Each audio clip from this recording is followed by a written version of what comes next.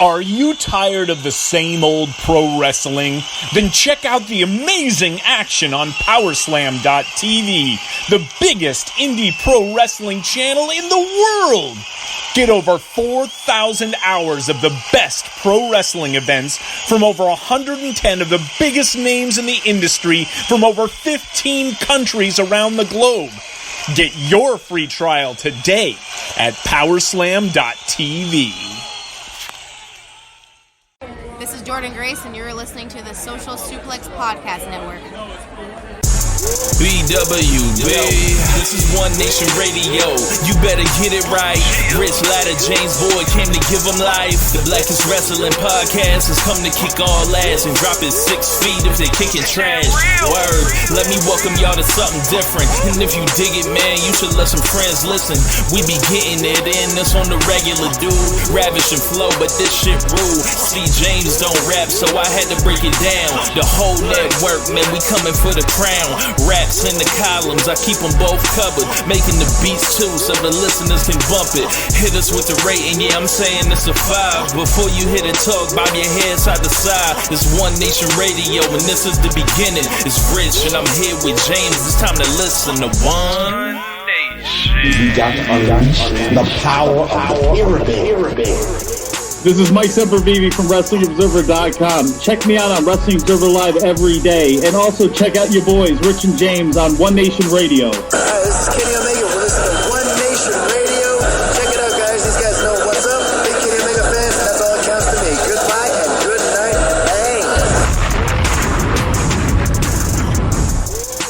Bang. Ladies and gentlemen, welcome to this week's edition of One Nation Radio. I'm your host, James Boyd, and with me I have Rich Latta. What's going on, man? I remember your name this week. Hey, progress, like the UK promotion, you know. Just chilling, you know, long weekend, and we got a lot to talk about, or not that much to talk about this week since we did that midweek show last week. But, of course, we are going to bring it only as we can. Yeah, man. So, where do you want to start? I would say we start with Elimination Chamber. That's what brought us here, right? Sure. Let's do it. Okay. Overall thoughts on the show in general. So I was preparing for a disaster, but to me it was like just a below average show. It wasn't like, it wasn't like anything offensive. Like, I don't think, it like was a bad show by any means. I thought the wrestlers, as they often do, stand up to the challenge that's laid before them. They're like, yeah, we really ain't give y'all shit, so go out there and save it in the ring. And, on a couple occasions they were able to. Others, it was just, okay. It was a easy show to watch. I didn't think it was, unnecessarily a needed show, but, that's the way the calendar rolled. I don't really have too much to say about it that's interesting because I didn't really find the show interesting. But at least they had like the courtesy to not produce a train wreck like that. Thank you. Yeah. This is definitely no Hell in a Cell from last year at all. I kind of have the same feeling you do. Like, I feel like this show is somewhere in the middle. Like, if you want to give it one thumbs down, I'm not going to say you're crazy. If you give it one thumbs up, I'm not going to say you're crazy. It's just mid. Just a mid show. Like an average, like we always say, like, if there's a 100-point scale, right? We're not saying it's an 80. We're not even saying it's a 70. It might be like a 57. Like, something like that. Yeah, it's definitely somewhere between 35 to 65 or whatever, or actually probably closer to 40 to 60, definitely in that range. I think that the matches that were matches where they got out the way and didn't do anything ridiculous with their booking or a bad match layout, and the matches that people have problems with isn't because the wrestling is necessarily bad or anything. It was just that they did things to water down the stories that were told leading up to it, and we'll go through them match by match. Or undercut it, yeah. So, I mean, let's just start from the beginning. We'll end up going to, I think, the best match of the night, Daniel Bryan versus Drew Gulak. I love this fucking match. Like, so I don't know. I half of this. Okay, so I didn't know how you were going to feel about it now that you were officially have, shunned off all things that involve grappling. So I didn't know how you were going to take this, Rich. Like, you're like, nah, bro, that looked like it was too hard. Like, they were wrestling, like it was too much of a struggle. So I don't know how you... Nah.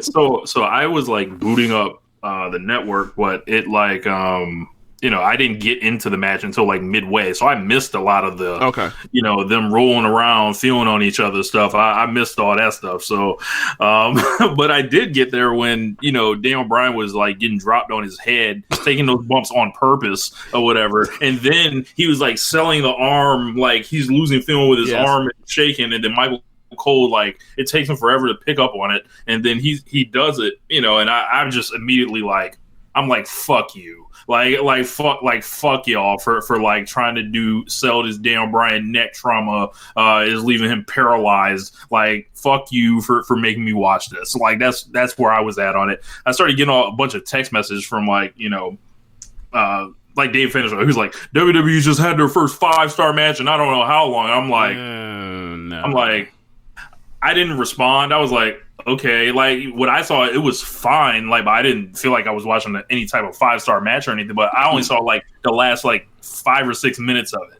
So the deal with it, I looked today. Of course not. It's not no 5-star match. Of course, but, I always want more for Daniel Bryan, but he's doing this thing where he's picking his opponents and programs. I'd sure like him to pick a WrestleMania opponent in a program because you're looking at it, all the results here, and I'm like, well, where are you fitting in? I mean, I see potential as Sami Zayn versus Daniel Bryan, but outside of that, I don't really see a spot for him for WrestleMania right now. Just leave him off the card. I don't think they're going to do that. Look, between the Andre the Giant Battle Royal and being left off, take the leave off. Nah, you got to get that check. You got to get that check for making a date at least. Yeah, but I only saw half the match, but what I saw was cool, and I just didn't, I was not a fan of the, we're going to sell Daniel Bryan being paralyzed in this match, and he's going to land like that on purpose. I didn't take it as far as that, as they were selling some type of serious grave. Like, they didn't pull, like, Michael Cole didn't break out the voice. Yeah, I'm also not a fan of like the Daniel Bryan is washed up like a Jace like type of storylines or whatever. Like, I'm not. What vibes do you get from this storyline? So I'm not a fan of the Daniel Bryan, is washed up a Jace, storylines or whatever. Like Drew Gulak has grown up idolizing this guy and studied him, and he's out wrestling him, and he's better because Daniel Bryan is slipping. Things like that. Not a fan of this storyline at all. Like, or alluding to, a dude that ain't slipping at all is slipping. Yeah, I mean, I don't know if they actually. I mean, I didn't watch that much SmackDown. I watched some of it, but like the part about him growing up and him being old because he watched a lot of his stuff, like that's there. But I don't think there was a thing about. I noticed that there is slippage. I think there was I've watched so much of his stuff that I see weaknesses in his game that were there back even, a decade ago. Like, I think that's, I from what I picked up, that's what they were putting down, but I didn't pick, but I mean, whatever. It doesn't really matter. But, ultimately the part of saying, like, I've been watching you for so long, like, that is classic grizzled veteran, talk. So yeah. But yes. The thing I love about this match was, I mean, it was just like watching one of those Sonata and Sabre matches from last year, where it's like, this dude's a technical marvel, and everything this man tries, he has an answer for, left and right, and he even like counters whatever he's going for and puts him into the same move. And obviously, Daniel Bryan's better at like, he's better at the emotional, psychological storytelling and facials and stuff than Sabre is. Sabre is just better at putting you in 5 different moves that you didn't even put you in moves and you didn't even know was a moves. And I think a lot of that, like, becomes masturbatory and gets in the way of what he's trying to do sometimes. Like, I think he's showing off too much and making it look too easy, and it kind of like takes me out of a match. It's like, all right, if you can do all that, then this match should end right now, right? You have him in like 6 different moves right now in the ring. Tap out. But yeah, anyway, with Brian, like, you know, they go for a battle in between surfboards. Like, it was just awesome. But basically, he gets out in the ring, he gets frustrated, and then he says, like, I can't out-wrestle this fucker. So, Daniel Bryan, being the, you know, jack of all trades he is, fuck it, I'm just going to get nasty and start turning into a strike battle because I can't out-grapple this dude. And Gulak goes and then basically is like, fuck, I can't strike with this dude. So then he basically grabs a leg and then puts him in a, a dragon screw leg whip, and then he works over his leg, and then it's just so fucking good. And then by that point in time, they go through and more back and forth, you know, the chess back and forth stuff, and then eventually they go to a spot where it's a double down outside the floor for a double 10 count. They are cheesing a double 10 count. They both get back in the ring, and then you get the you end up getting that big suplex that he ends up landing on his high on his neck, thinking he's Mayu Iwatani or somebody. I don't know. But he rolls out the ring. That tees another 10 count. He gets in. You think, you know, oh, he's really in danger here. You end up getting the that dragon superplex into the, you know, the dragon sleeper hold that he does, the Gulak. And then he reverses out of it and turns into the yes lock. I mean, I thought this thing was great. I 5-star classic. Hell no. Probably give it, like, I can imagine anyone giving that between us 4 stars to 4.25. But it was an excellent match, and it's like more reminders, like, for anyone that thinks that Daniel Bryan is, you know, he doesn't have the skills, or any other wrestlers that were just incredible, you know, before they signed with WWE or whatever else, like their skills have eroded or whatever else. Like, I'm sure that's true in some cases because of lack of drive, but the ones that are still out there busting their ass every week, they're every bit as great as when they weren't in WWE. Just they're in WWE getting, you know, told to do dumb stuff.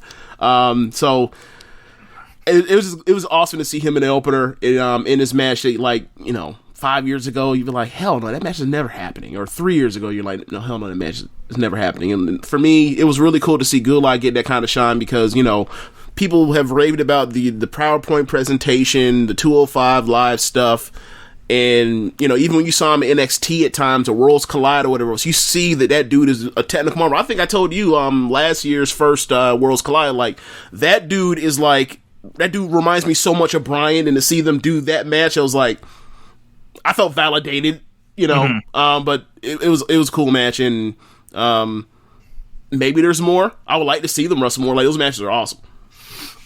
Yeah, I'm trying to figure out, like, where Daniel Bryan's going from here, but yeah, guess we'll all see. Yeah. In the next match, you get another kick-ass match. Humberto Carrillo versus Andrade for the U.S. title. What do you think of the match? I like this match a lot. So, I bet you did. You know, it was off rip, you know, Judas effect, and, you know, lots of high flying, and Andrade being a nasty fucker, and you know, Humberto is like I've always liked him even when he was on the Largo Loop, and, you know, it's always great to see a couple Mexican wrestlers wrestling each other because it just works out well. Like, literally, it's been that way my whole life. So I've watched. Yeah. So I thought it was cool. It was another, you know, it's just a solid addition to the card. And, you know, I missed a lot of their other matches, so I don't have the feelings that I'm seeing, you know, online where people are like, yeah, you know, it feels redundant, like the finishes that they've done. So luckily I missed all those. So this was all kind of fresh to me. So I thought this was good. And, you know, Andrade is like bulletproof out here. Failed a wellness test, and I still got the belt. Yeah, man, I don't think I've seen any of their matches, but what I will say about Humberto is, from the talk of people that watch 205 Live to the people that still watch Raw, they don't like him as much as we do. I don't get that. I mean, I don't know what was going on. Like, I've heard some talk of botches or him just being super vanilla, but it's like, well, that's on the company because so many of these people are vanilla. Is like, all right, look, fire him then. Like, how about exactly. like, yeah. So for me, it's like I've seen enough house shows with that dude and seen, saw Worlds Collide last year and seen him in NXT from time to time, and like he's an enjoyable watch every time I see him, and like he might be the most graceful flyer in the world right now, or at least like in WWE, like everything he does looks perfect.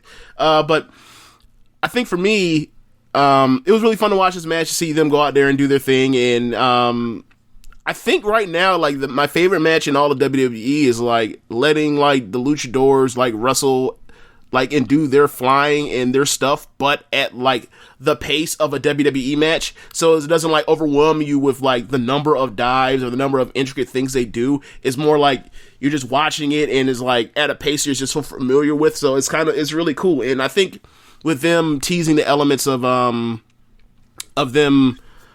both taking each other out at different points with the concrete DDT, I think like at the end, like you get the storytelling aspect, and because it was so low stakes, like Vince didn't want to get too cute and then kind of just let them have their match, have their, simple, easy to follow story, and let them go out there and be spectacular and be themselves. And I thought it worked out very well. Like, is this the best match I think those two can have together? No, but I thought it was 3 3/4, and I enjoyed the hell out of this match. Yeah, same.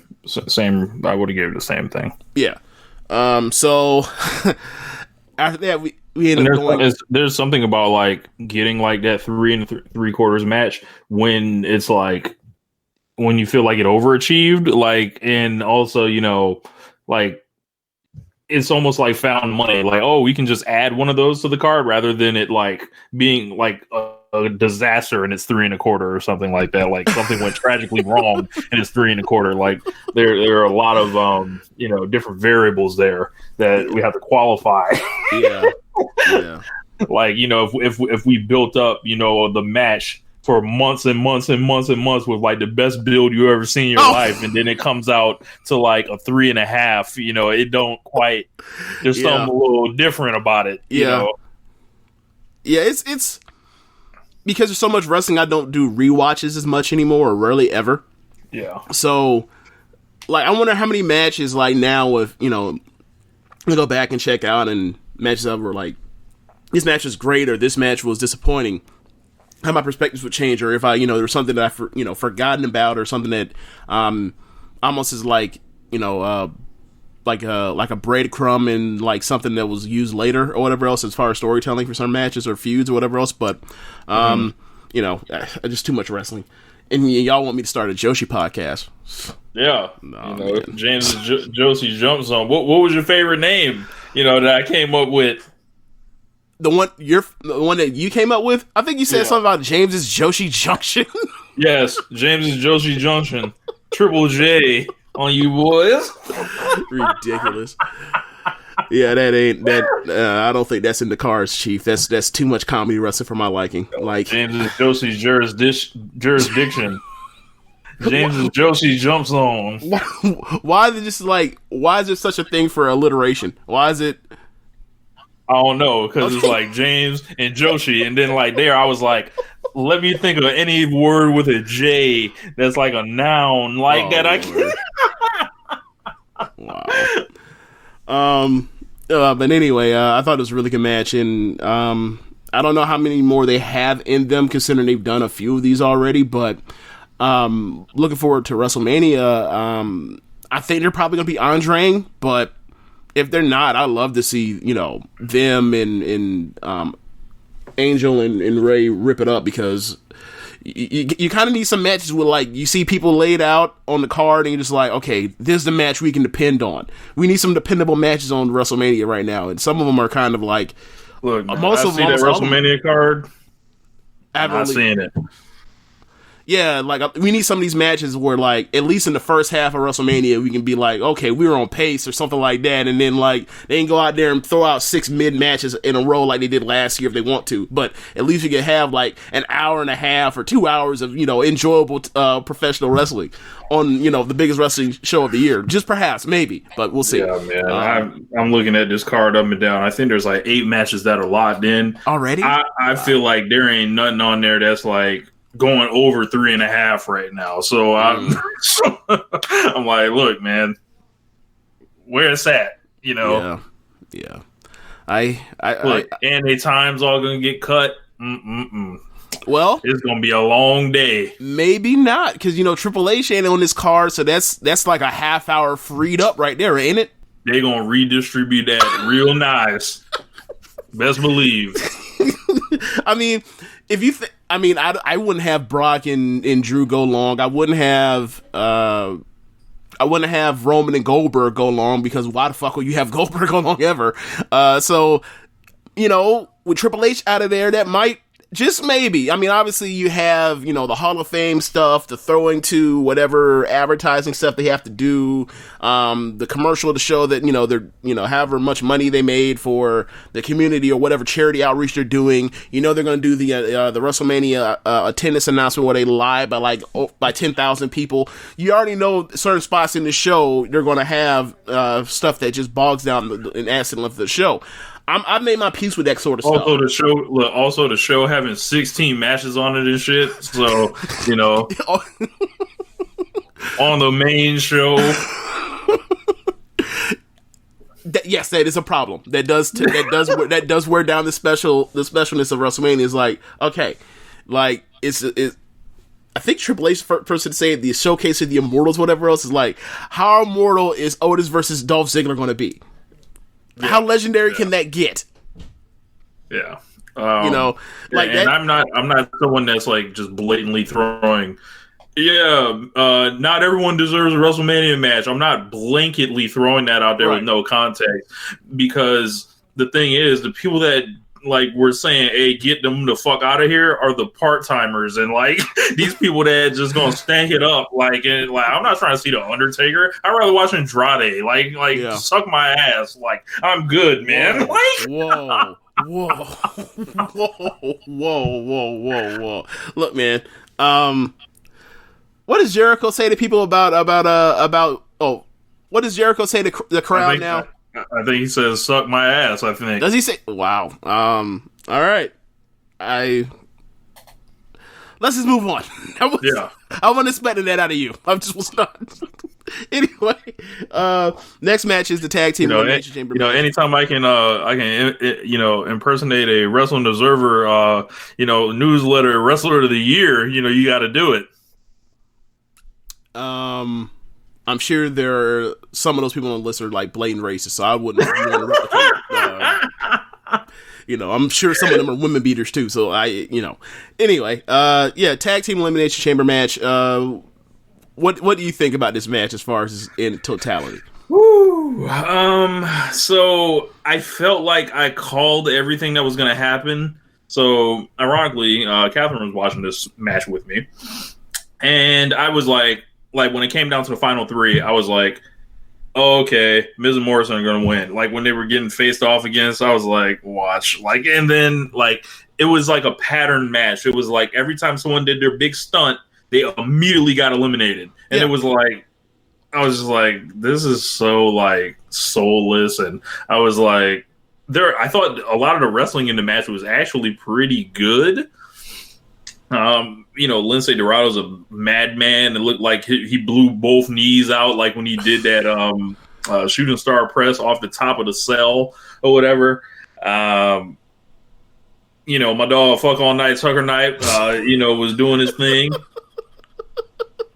But it's like, I don't care about any of these people. Like, and the people they did care about, they got them the fuck out of there too. So I'm like, there were a lot of botches in this match too. Grand Metalik, the second he got in the match, like it was like he jumped in and he was like supposed to do like a Hurricanrana, but like he didn't quite like turn, so it turned into a power bomb or whatever, and it was just like, Lindsay Dorado was all over the place. The Usos were all over the place. Like, Kofi. It was just, Kofi falling off the rope, and it was just like, yeah, man. I see what y'all tried to do, but it ain't work. Yeah, it's hard to rate this match based off of what they were going. I feel like it was a lot of everything. Like, there was a lot of good stuff, but there was a lot of bad stuff too. Yeah. I agree with that. I think this is a match where, like, I'm never going to call this a bad match. I would not call this very good. I'd probably say I probably just give it 3 stars and just wash my hands of it. Maybe a little higher, maybe 3.25. I would not say this is a very good match though. So I think the thing is, if you did the gauntlet match and you had the Iron Man of the Iron Team of the gauntlet match be Heavy Machinery, and we need to probably have a later discussion on like whether or not like the gauntlet winner is now more prestigious. The yearly gauntlet winner going to the Elimination Chamber is now more prestigious than the Royal Rumble, because like 3 years in a row now, like it's the person who won the gauntlet thing gets more over than the person that won the Rumble. But I think that if they're going to do that, then like you shouldn't just run through Otis and get them out of there that quickly. Like, they could have teased. I mean, obviously the idea is like we would just want Miz and Morrison to be the champions for whatever reason. That's fine, but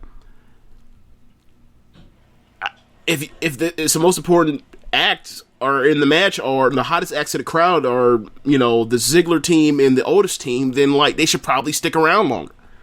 Mm-hmm. And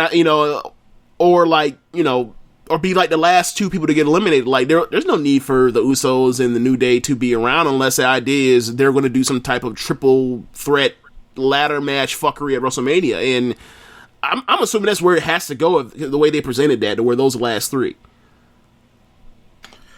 Yeah, man. I don't know. I'm looking at the teams in there, and the only people with a real storyline that they care about were those teams you were talking about, right? Like Ziggler, and so it's like, am I shocked WWE fucked up something when it comes to do with the booking? No. I'm tired of New Day. I'm tired of Usos, like, and all that. It's like, break them up. I'm good. I don't know. I feel like Kofi Kingston shouldn't even been in this match, but do you like the callback where at the end of the match, right before they got eliminated, he jumped off the top and jumped off? And the thing is, the crowd was so deflated by Otis and them getting eliminated that they didn't recognize that's what that was a callback to. Yep. Yeah, I saw that and I immediately was just like, unbelievable. Like in the span of 365 days, they've rendered that whole thing that like absolutely. Yeah. He should have saved that one. He's like, I ain't doing this again until I'm a single. This is my last year in WWE. Like, that's when I would have saved it for, but whatever. It's crazy, man.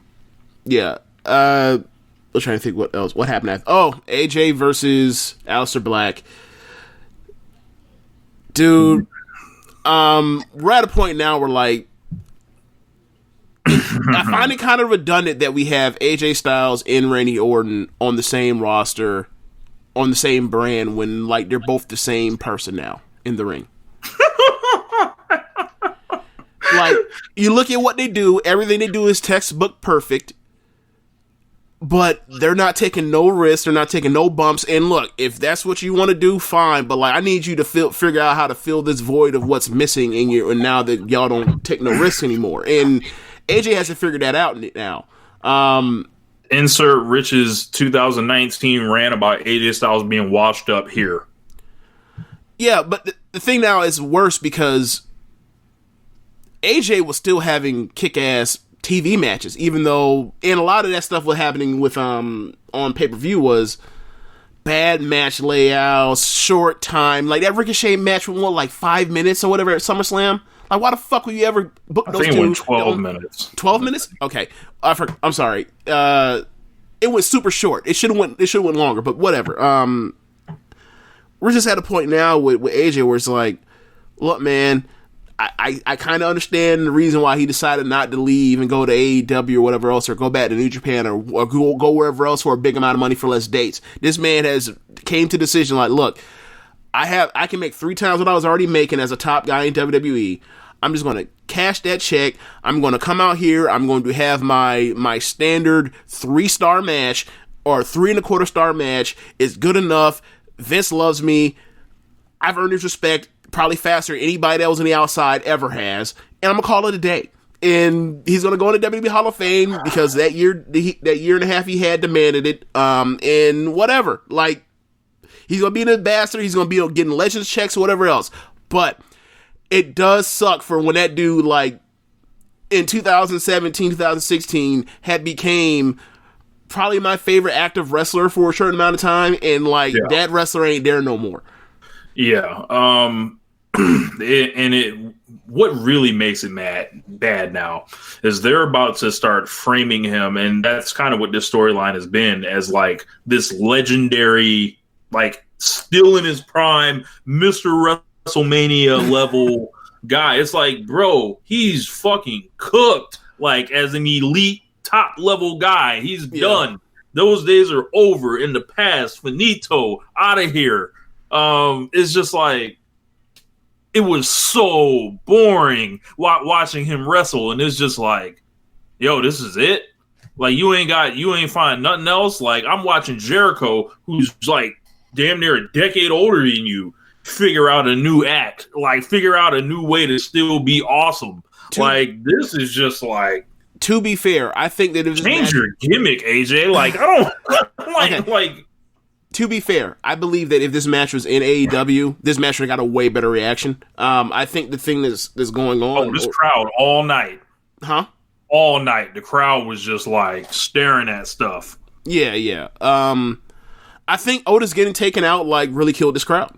And, I mean, look, there's only so many times I can say I think this killed this crowd or whatever else. Ultimately, what's happening is WWE gets people that come to their shows, pays money, pays for parking, pays for concessions, pays for merch, sits their ass down expecting to see a good card, and time after time after time again, they kill this crowd. And at some point, and the crowd can recover, and sometimes they get them back or whatever else.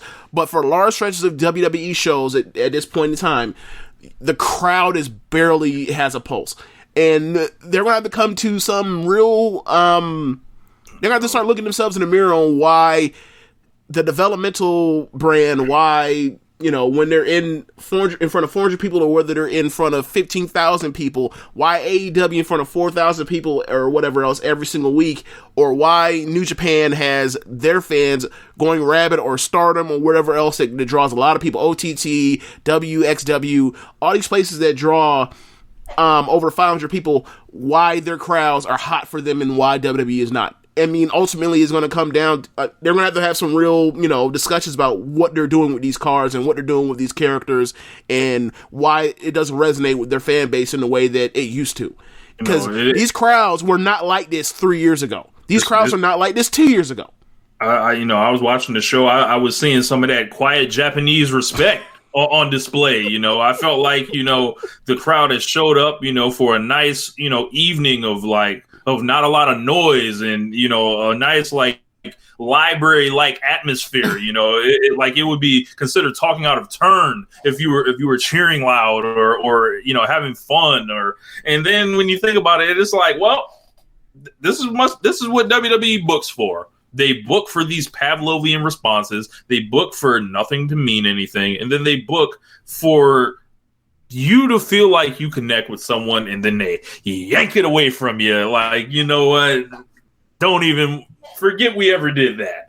So this is what this is descended to. This is degenerated into just people showing up to these shows and like wanting it. Like, I would assume fans buy tickets to have a good time, to get into it, but then I'm watching Angelo Dawkins make his comeback to silence, and I'm just like, what the fuck's going on here? Like, this is like, it's just like, it's hilarious to watch in a way now that, you know, I'm very removed from it. So it's like, Yeah, man, they don't have this problem on Wednesdays. Like, they don't. I don't know, man. Like, yeah, like. Look at how they were reacting to Darby Allin last week. Like, come on, man, this is a joke at this point. So, I mean, a lot is of their own doing. We talked about this a million times about them. You know, you book wrestling to tell people that watch the show over any sustained period of time that if it's not a star, you shouldn't give a fuck. And then you have compressed people to everybody is in the middle, and then like wonder why no one reacts because like none of these people are stars. Like, I think it's Cornette or a bunch of different people, a few different people from the territories talk about like if you have 1 or 2 giants, then you have giants. But if you have like 5 giants, then everybody's a fucking giant, and therefore you have no giants. So, and that's the same thing with people's stature. Like, not everybody can be a star. Like, but you can figure certain things out to where like you make people care about people without necessarily being stars, and you've conditioned your crowd to where if it's not a star, you should not care. And once you go out there and put out a pay-per-view card that doesn't have Becky Lynch or Roman Reigns on the fucking card, what do you expect? Or Drew McIntyre? What do you expect was going to happen? So that's some other news off Twitter just now. Just 2 weeks after facing Brock Lesnar, for the WWE Championship, and 1 week after facing Riddick Moss for the 24/7 Championship, Ricochet takes on Eric Young on WWE Main Event. Buried. Yeesh. Oh man. Well, keep in mind this isn't his first time on Main Event. He had that Main Event match with Cedric Alexander. So yeah, this is the trend. It's really sad. Look, man, moving back to Full Sail, please. Anyway, so just to continue on with the AJ match, because we got into a tangent about dead crowds. And AJ deteriorating as an elite wrestler in the world. Let it go. It's not coming back. It's done, Vince. Yeah, I enjoyed the match. It was in front of silence. They told, huh? I didn't. I'll get into it after. Yeah, like they're wrestling back and forth. Obviously, they're showcasing Aleister as a striker, and then you have the work on the leg. Then you have the work with the kendo stick on the leg. Then you have him having a fight from underneath. I thought Aleister's selling was very, very good. And I thought they, with the tease of the Meteora off the announce table through the table that was laid out, I thought they told a good story. The problem is, once you put on Monday, have them whoop Aleister's ass, all 3 of them from the club, and then you making a no DQ match, and they're just at ringside. Everyone's sitting there like, when are they going to intervene? And they sat there not intervening. So it's almost like a Iron Person match where it's like, okay, like unless the wrestling is incredible, I don't really care until the end of the match because we know we're waiting on the shoe to drop. When is the shoe going to drop? And then they're like trying to cheat without the referee looking, and they won't get disqualified anyway. It's like their ass should have been in the back until they ran out 10 minutes into the match or whatever, and then be like, oh shit, Aleister Black's in trouble now, and then all of a sudden Undertaker helps him get even. But this did not do anything for Aleister Black. This is like the Undertaker beats AJ Styles again, and and then commentary put it over like he just beat AJ Styles. It's like a lot of people beat AJ Styles. I've seen Jinder Mahal beat AJ Styles. Fuck out of here. But I think my thing is like that's not no impressive win. It is, but it isn't because the Undertaker won the match for him. Yeah. It's just like how they're putting over how Drew McIntyre put over or put Brock Lesnar over the top rope, but it's like, nah, bro. Like he got low blowed and then thrown out because like the only time you can ever get any type of ass whoopery on Brock is if you either steal him or kick him in the nuts, and that's been consistent for like the last 5-6 years in WWE. Like the only time anyone ever whoops his ass with a low blow, whether it was Seth Rollins, whether it was Undertaker, it's that's what they do, and then they have to whitewash it on the back end and try to put over Drew. And like I feel like they're doing a good job with Drew, but we remembered this, we saw this, but yeah. With AJ, it's like Undertaker came out and whooped his ass again. Okay, all right. So AJ Styles going win at WrestleMania, right? I don't know. I haven't even thought about it. He probably isn't. How fucking dumb! Like Undertaker shows up, it teleports to Saudi Arabia unannounced to drag this man. He teleports then to Philadelphia to come out of nowhere and barely move. Like this, they cut the lights on and like Gallows and Anderson are on their knees being choked by him. Like they didn't do a move. Like these boys went out there and assumed the position, so Undertaker didn't have to move. You know, Undertaker put two hands on the boys and then like rolled his eyes back. Undertaker spins around in 3/4 of a circle, still with his pivot foot. He might as well have had a basketball in hand, and he catches AJ Styles out of midair and hits him with the choke slam, and then vanishes. Like AJ Styles, if he pulls up to WrestleMania and they're like, "Yeah, we want the Undertaker up with the tombstone," AJ Styles should be furious. I mean, given where we are with AJ and the fact that he's like refusing to do any flying, like I think he's like, cool, whatever. The check clears, right? I think he just doesn't care. Like I'm gonna come out here, I'm gonna give you very well done professional wrestling that's low impact and low stakes, and whatever. I'm just gonna cash these checks. I think he's at that point of his career now. Keep getting them checks, AJ Styles. You hate to see it. Look, man, like that. Whatever, it is what it is. Like, not everybody can come out here and do this at that level forever. Not everybody's willing to do that. Like the dude, look, if you, what was the old Jay-Z line from on to the next one? My old shit by my old album. Yeah.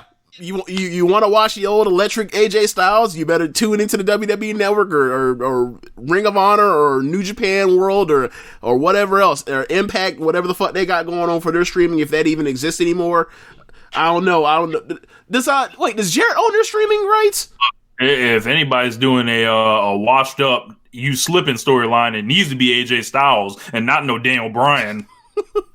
You know what AJ Styles is? I was thinking about this. Like, he is like post 2011 Dwayne Wade. Like, he used to be fucking electric, and now is like, nah, just no. Like, I can still do all these other things at a high level, but like the fact that I've lost like my athleticism is hindering all the other stuff. Like, it's hindering like my standing in the league amongst the league's greats. Like, he's at that point now, and good, whatever. Like, he's 40 what now? 44, 43? He's 42. 42? Whatever. Better holla at Tanahashi. But he doesn't wrestle like Tanahashi. Better figure it out. I mean, who we really should go holla at, right? Who? Ray. Wow. Like, Ray still out here is flying excellent at his age, and he's older and has more mileage than even AJ. He better go holler at him. But yeah, after the match, what's the next match after? I don't even remember.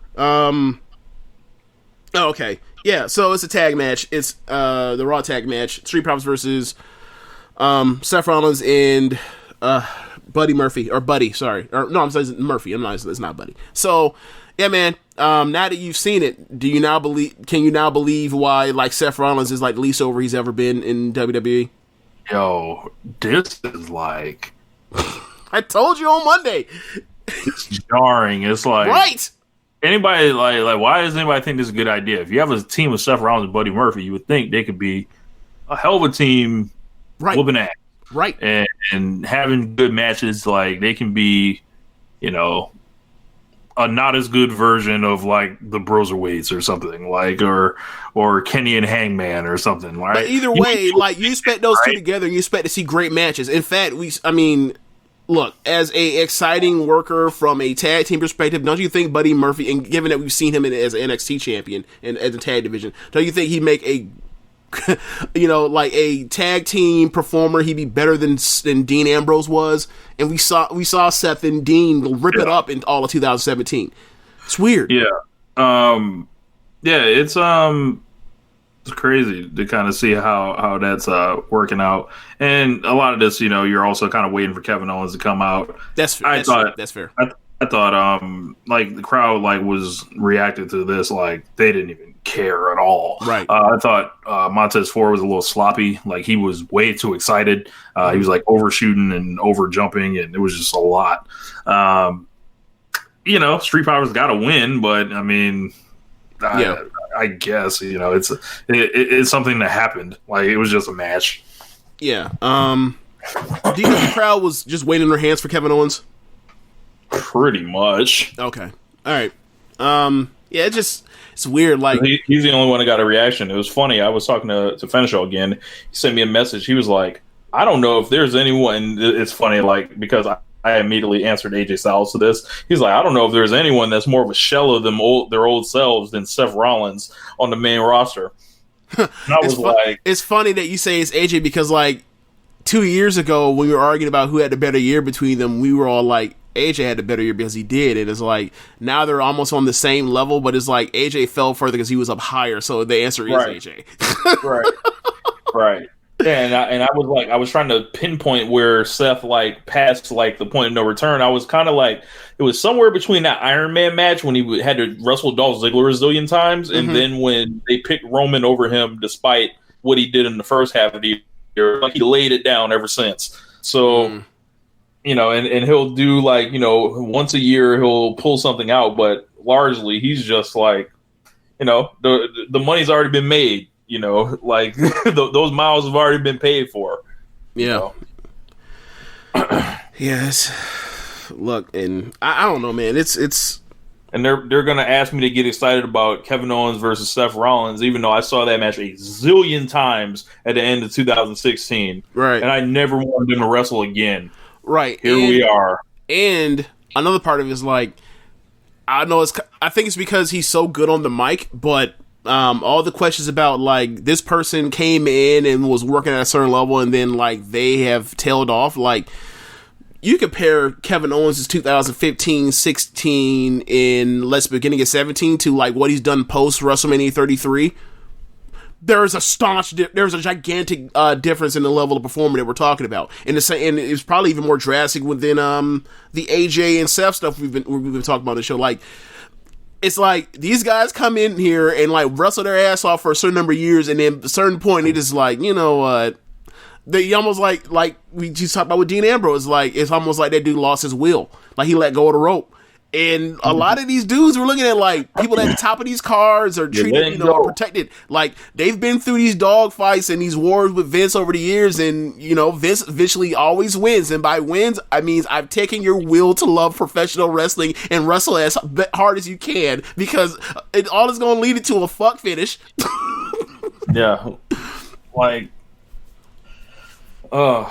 You know, and the Street Profits to me they didn't look that impressive. It was like, well, I guess those guys will be in Andre the Giant Battle Royal next month. So, you know, I like the gimmick, but you know, I don't know. They're over. Crowd likes them. It's just you know, maybe you know it works out better when they're wrestling AOP and they're getting the shit beat out of them, or War Raiders potentially, but.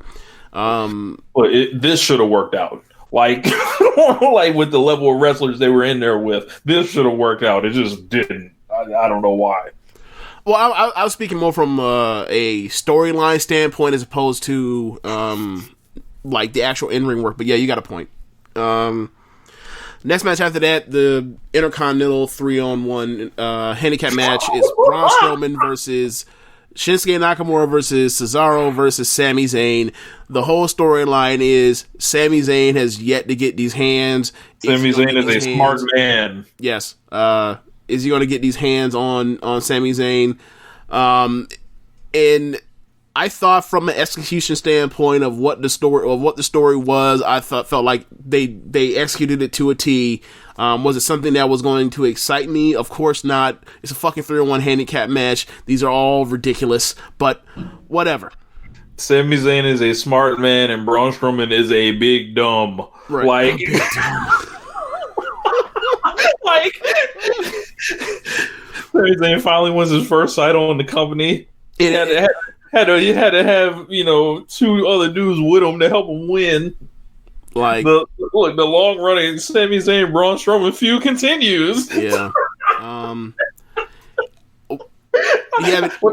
When I was watching this, I was like, man, when Sami Zayn was in NXT, he had great matches with both of them dudes that's on his team.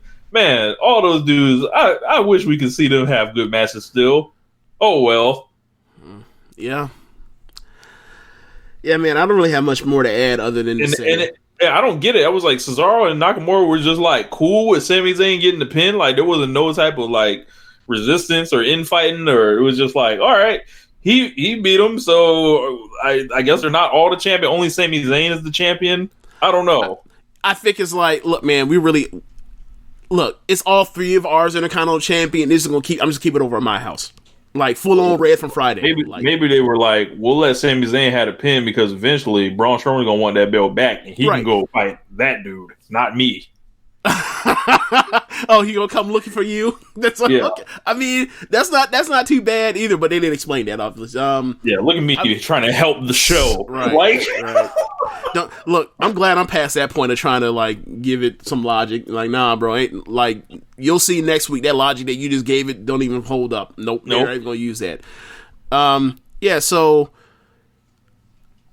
one thing I will say just before we leave off this, like it was kind of it was sad for me to have seen Sammy win the Intercontinental title and like I felt nothing.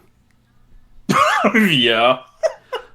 Like, if you had told me in 2015 that Sami Zayn was going to win his first singles title in WWE and you wouldn't give a flying fuck, James, I'd be like, there's no way. It's not possible. Like, not heel or face impossible. And flash forward, it is like, oh, okay, cool.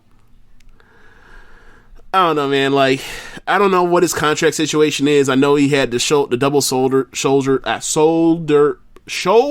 surgery thing, or whatever else. So time is obviously added, but like, he needs to be looking to get the fuck up out of there. Like, the dude's too talented. Like, even the pre-match promo he had just shows like he still has something left in the tank. And to paraphrase Mark Henry, and this manager shit. The dude's too talented of a wrestler to be doing this manager shit. This man was wrestling in like cargo pants. Yeah, like that man clearly doesn't give a fuck. Like I don't. Like this man's wearing the Eminem is the greatest rapper of all time hat to the ring. Like, get the fuck out of here. That is not the hat. Look, I'm sure that's a good descriptor. I find that more of a oh, you listen to Rage Against the Machine, like, oh, okay. I see why you wear that hat. Like, that is one of those, but yeah, you're definitely there's definitely a sect of people that wear that hat. Is like Eminem's great rapper. Yes. Yeah, it's just Nakamura a full parody at this point, bro. I was watching his entrance last night, bro. Do you see Sammy lose it behind him during the entrance? Like Sammy ain't let go of the rope yet. It's just he already knows where he is. He ain't let go, but they did. Huh? He ain't let go, but they did. Yeah. Actually, they never grabbed on. Yeah. But yeah. Yeah, but Nakamura, like, that man's dancing like he, like, used to dance good, like, 20 years ago or something like that. It's like an old dude that was, like, trying to show you the moves he had back once yonder, dude, when he was on Soul Train. This is how he used to get down, but Soul Train's gone now. That man is so done and so far into the parody of playing the stereotype that man had not one, not two. Yes, but the Rising Suns. He had 3 Rising Suns on his gear. I was like, yo, fuck. God damn, Nakamura. You fine, whatever. Whatever, man. Whatever. Fine. Keep getting them checks. Fine. My God, you can add Nakamura to that. It just sounds like Seth Rollins worker category. Just just add him to that right there. Man. I'm trying to think. Was that the? Yeah, that was the semi-main. That was a death match, semi-main. So let's get to it. The Raw Women's Contendership Elimination Chamber match. The Riot Squad collides. Yeah, allegedly. Sarah Logan, Ruby Riott, pay-per-view main eventers. Like, whatever, man. Whatever. I thought it was I thought that it was a match that from a story standpoint was strong. It made sense from a story standpoint, but from a viewer standpoint of someone that wants to watch good wrestling, this ain't a match for you. So you're someone caught in the middle where like it's a lot of this with WWE where it's like it's either or. Either you get the story that makes sense and can lead to something that will eventually they'll fuck it up, or you get a good ass match that ultimately means nothing because Vince don't want good wrestling matches. That it leads towards you caring about people or whatever else, or you'd actually give someone get interest behind somebody, like to build momentum. Like Vince McMahon is funny. Like in real life, momentum is non-existent, but from a story perspective, like it is, and you can make it mean something.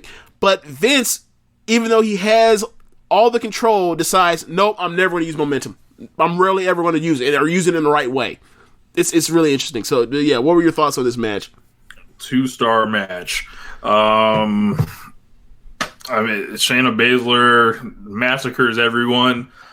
I wasn't really excited during it. They had these periods where she would clear the ring out and then wait for like 3 minutes until someone got in. I'm like, just open the fucking forbidden door, please. Like, can you just like bring the next one in there so they can get it? And then they did it like several times, and it was just like very boring. The crowd didn't give a flying fuck. Right, because she's murdering people, but she's murdering people no one cares about. Right. Like, the only person they cared about at all was Liv, because Liv was on TV compared to Ruby or Sarah or... I mean, honestly, she murdered Natalia, and that was cool when she was, like, just bashing her head open with the door, or her whole, with the door, but, like, same thing is, like, all right, like, they're... Clearly, I believe, or not clearly, but, like, I feel like Paul Heyman's, like, fingerprints are on this because she kept beating women the same exact way. V-Trigger... Stormbreaker, V-Trigger, choke out.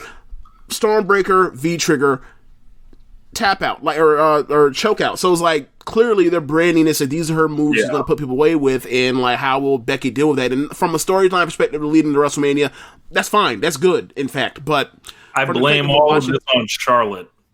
yeah, there's a lot of that. Like they had to get her over super strong as well as they could, and for me, it's like it doesn't really bother me that she went over strong on Natalia in the Riot Squad. Like, who gives a shit? But, I would have just liked to see a better match. I would have liked to have seen her and Asuka be more competitive or going longer. Given that, like, we had to sit through all that bullshit and that's what it was leading to. Like, give us a mini match. Give us a final two in a Royal Rumble type of match or whatever else. And they tried to do that, but, like, It wasn't as impressive, especially given that like Shayna just went through 4 people to get to Asuka. Asuka's fresh out the cage, and she, maybe the out is the fact that like she was working over her wrist and the wrist injury happened, but it's like I just saw her go through 2 fucking segments with Asuka's pin eater. Yeah. Like, if I see you go through too much of an overcorrection. So now what it looks like is like she needs to squash Becky now, because like if you can just dispatch 4 wrestlers and Asuka and like, look like you didn't sweat, like it seems like you should like get Becky the fuck out of here especially with how goofy she's been acting lately. She's probably going to drop that in the lead up to try to sell the match, but it's just like she's so overpowered now. But you brought up Natalia, and we did not talk about something that we need to talk about. Okay, let's talk about it. So Natalia is cutting a promo earlier in the night. Yeah. It's funny because you're watching it live. I watched it on an hour and a half delay. No, a 2-hour delay. And like I'm sending out texts while I'm watching, and I get to it, I'm like, and I said the line, and you were like, yes, we've all talked about this already in this thread, James. I was like, well, all right. I guess everyone heard this the same way. So go ahead. Yes. So she first starts talking about Beth Phoenix and her taking the RKO and giving a health update, and she's so dramatic about it. Like Randy Orton not only hit her with the RKO, but he hit her with, the AK-47 as well. Like, like several shots, but somehow she survived, and she's going to come back because she's a fighter. And then the most cutting thing wasn't the fact that she injured Beth and Edge. It was the fact that like he insulted them both as parents. Get the fuck out of here! Like what? This promo was horrible. But go ahead, go to the big part. That was the first part. So Natty starts like trying to fire herself up somehow, and then talking about what she's going to do in the chamber, and then she says the line. And you guys all know the line I'm talking about before I even say it. She says that she is going to unleash her legacy. What the fuck does that mean? Okay, so. Are you going to turn to a cyborg Jim Neidhart and just start wrecking the competition? Like, what is this? Like, I don't... This line was so bad that it made people just, like, immediately go to, she's always been a terrible promo no matter what in her whole career, and this is just, like, the cap off of it. And I'm just like, hey, bro, like...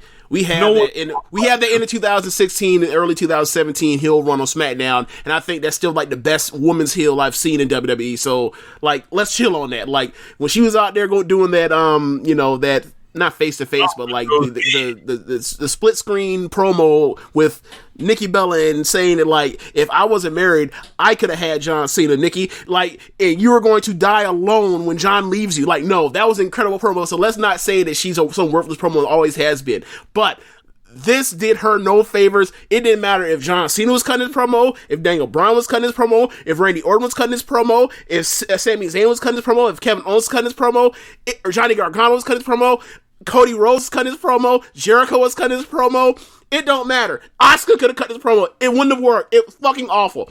No one could have saved this. It was stupid. Talks like this. Like, and nobody. This is coming from, like, I've been watching All Elite Wrestling.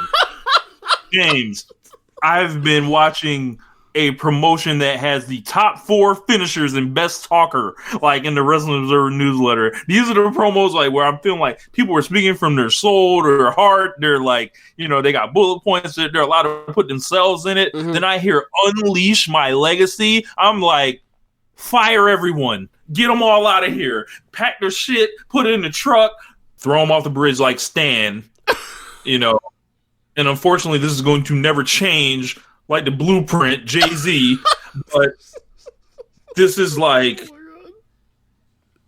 it's such a damning, like, indictment on their promos. This was terrible. Yeah, it was really poor. It was all the things that we hate about WWE promos when they're at the worst, and this was at its worst. So yeah, the only thing you can say is like, at least the match was better, but not much better. Like when they went out there and threw mid out there, and it was fine when they threw mid. Like I will give shout out to Liv for getting boshed between the cage and the plexiglass deal when Shayna was murdering her. But outside of that, like there's really not much to talk about. Shayna got the same problem like NXT when she killed them crowds at the takeover. People on the main roster right now, the main roster crowd is just staring at her right now. Yeah, like this was supposed to get you to care, and maybe at this point they need to have her go out there and have another match with Asuka and have them go through, the match they were supposed to have 2 weeks ago and have them have that match again, and have her like, beat her clean. They'll try to build, because there's only so many women that have like real credibility with the crowd, and that's like Becky, Charlotte, Asuka, and that's really it right now. So she can wrestle. She already fought Kyrie. She can't fight anybody else that's in the Elimination Chamber, or the match won't come out that good. Right. So all that leaves is Asuka. Right. So Asuka's going to be out here left holding the bag just like last year too. Yeah. Right before WrestleMania. Asuka's the Braun Strowman of women. Like she's the person that can knock him down to have somebody beat to get them over, to whether it's Charlotte, whether it's Shayna now, whether it's Becky. She just got done putting Becky over, so like that's how Asuka's being treated here. So I mean, come on, man. This is like so there is the perspective of like she might be the top promo in the company while not speaking a lick of fucking English or not speaking almost no English. Like I'm not going that far, but maybe I'm tripping, but I tell you right now, I enjoy nothing more than like the few times I do watch main roster TV is like when Asuka gets a mic and she basically starts cussing motherfuckers out in Japanese. I enjoy the shit out of it. Like parts. Probably like the second or third best thing in the chamber match last night between them was Asuka behind the cage getting mic'd up, just fucking going through histrionics and shouting. Like I found it like slightly compelling. Like, would I rather watch her wrestle? Hell yeah! But in lieu of that, it was entertaining to me. But I mean, I'm trying to think of we went through it. Like the first two matches were matches that I recommend to people to check out and watch and show you like this company still, you know, can do things. And it's funny because like the matches that stuck out and were the two best matches of the night were like the two least WWE matches. Like you had like a normal pace lucha match, and then you had like people out there on the mat wrestling and selling like the wares of you know, combat. What do you know? Like it doesn't have to be formulaic. Hey man, shout out to the people that was coming up with the petition form to get Becky versus Shayna on the pre-show. Y'all made me laugh. Yes, motherfuckers whipped up a change petition form to put them on the pre-show. It's not that serious. This is really not. That shit gonna suck. Yeah, I mean, I will say this, like, if you were trying to build interest in WrestleMania, like, this was not the show to put on to get you to say, well, they just did this, I can't wait to see what they did at WrestleMania, because, like, well, first off, like, most people that are in big matches aren't even on the fucking card. Randy Orton was nowhere to be found. So, neither was Roman, neither was Drew. Like, this was a full-on B-team pay-per-view. They didn't even pretend. Yeah, like... Yeah. Charlotte was nowhere to be found either. Well... gotta you know, keep her tucked away. Yes. So yeah, I mean, it's just a thumbs in the middle show. Like I wouldn't give it a thumbs up or a thumbs down. It's just in the middle. It's the mid. So yeah, there you go. So yeah, I guess from there, now that we've talked about the show for an hour and 8 minutes or so, Observer Award. I forgot about that. We can talk about the Observer Awards. Let's do Stardom first and then the Observer Awards. All right. So Stardom had No People Gate, but before we talk about No People Gate, you already know what we got to do first. James, hit the music.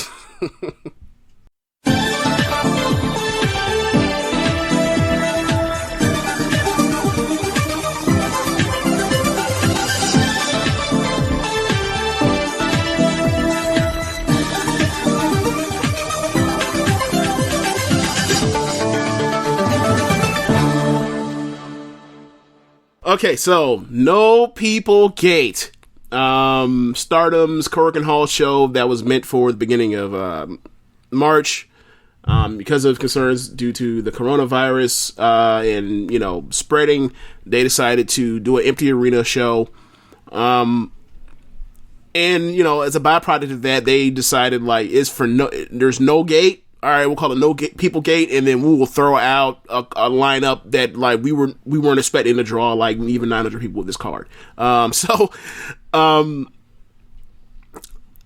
you said you fell asleep while in the middle of watching it or whatever. Yeah.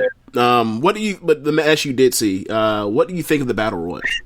I was dying laughing during it. I don't know who I forgot what her name was. She had like the blue gear on. She was like older. I think it's Momo Nakanishi. She's a former All Japan Women's Champion from like the era that like Nanae Takahashi was around. She was like going around and just surviving and doing like shit the whole match. You got, you know, Lil Saya, and she has multiple personalities apparently. She's running in a super strong machine, which is always amazing. And Captain Stardom. What the fuck? Like, just fucking hilarious. They were all in like a huge like I think it was like a head short triangle choke, like all the way across the ring, and then they were getting flipped over. Bitch, I was hollering like just foolishness upon foolishness, and I had forgot it was a battle royal to start. Really? Yeah. So I was just like, oh, okay, cool. And then like the first person runs out, and I'm like, oh, yeah, that's right, it's a battle royal. And then it's a fucking hilarious atmosphere. They actually have commentary, like Liger was on commentary, and who else with Liger? I'm not sure, but throughout the night, like they had the Momo Nakanishi come out and pitch in for certain matches. They had Yoko Bito pitch in for certain matches. Yoko Bito is so funny thing, like. Go ahead. Yoko Bito was also in the first class of Stardom rookies with like Arisa and Mayu. She left after a certain number of years and then came back, and when she came back she got a white belt run and was in a tag team with Kairi called BY Ho. Like she's one of the best performers. Like she's a Stardom Hall of Famer if there was a such thing. But like she was always somebody that was primed or kind of handpicked to be like a star bigger than Mayu, but Mayu just broke through because you just can't deny that kind of talent. So the funny thing I saw with Def Yamasan doing her full entrance with no people there, and just dab, and then I was disappointed that Big Saya, excuse me, didn't hit the dance on the way to the ring. I was wondering where the dance was, you know. Like it's funny, like she changes factions and like she hasn't changed her gear yet. So she's coming out and she has like the QQ mask on, the Queen's Quest mask on, but everything else is still this big ass like tutu skirt pants thing she's wearing, and like the white, silver, pink, and lime green, and just like, yo, you ain't changed nothing yet. Like you come, like you just, all right, whatever. Like we'll see what happens over time, but it's like you ain't getting no new gear yet. It's been weeks. So she started putting people away though. Like she started like hitting people with a bunch of finishers until she was out of there. Yeah.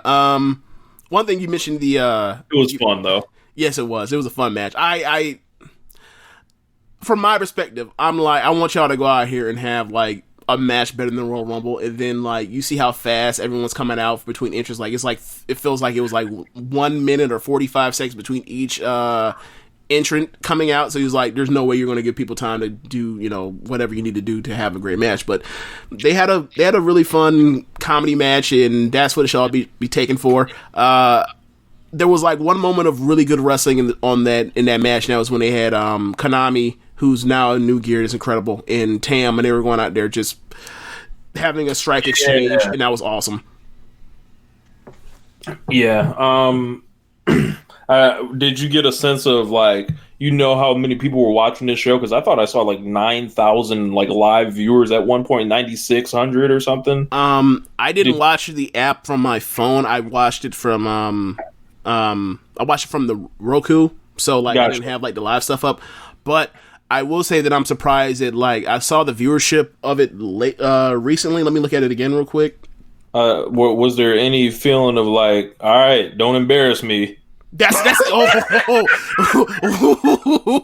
okay. So all right, this is what I will say. So right now it has 126,000 views, which is like on par with like a low level Being the Elite, which is like for me staggering, considering it was like this is wrestling this women's indie wrestling behind a paywall in Japan. This shit shouldn't be getting views like this, other than people that have heard the reps in the names of Io and Kairi, and like they respect that kind of and even Riho, for example, she's in Stardom, but she does bits in Stardom, whatever. I was like, I think a lot of this is, the rep that Stardom has had, that they can get a free, quote unquote pay-per-view show. And from some of the stuff I've seen of it, people have enjoyed the show, which I found shocking because like I'm comparing it to previous Korakuens, and like this is like the worst Korakuen since like the Cinderella tournament last year literally last April. Yeah, this is like the worst show overall. So it's like if people really enjoy this, then like I hope they sign on, because you're going to see a lot better wrestling than what you even saw here. And that was kind of my hesitation when we went to New York, was like, look, I know they're good. Are they going to come out here and bring it? And luckily at the end they did. So I'm always like, I enjoy this, don't embarrass me. So I was like that throughout the whole time. Do not embarrass me. Do not come out here and put out this fucking mid-ass show. And they put out a good show, but it wasn't great. And like their last few Corrigan Hall shows have been flat out great. So I was like, all right, are people going to be like, well, this is like any other good wrestling? But people were really into it. So from response, so I'm happy they come out here and embarrass me. Thank you, Rossi. Thank you, Mayu. Thank you, everyone else. But yeah, what was I going to say? Yeah, I thought when Def Yamasan came out and like did the Def thing in front of Liger, and then Liger does it too. How like Liger was like the MVP of the show, like this, or like the what do you call it? The unsung hero. Like his enthusiasm, he was so happy to actually be calling this shit, and like I thought he added to the show as far as like broadcast perspective. From it's an empty arena, but like his energy and the other announce crew's energy like helped add to the show. So at the end of it. The final three were Little Saya, Azumi, and Momo Nakanishi. And Azumi and Momo ended up getting caught up on the apron, and then Saya, who is, I think, Super Def Starlight Machine at the time. Yes, that's what she was. Ends up clearing both of them while they're both hanging off of the rope, and she wins. A big fall. Yes.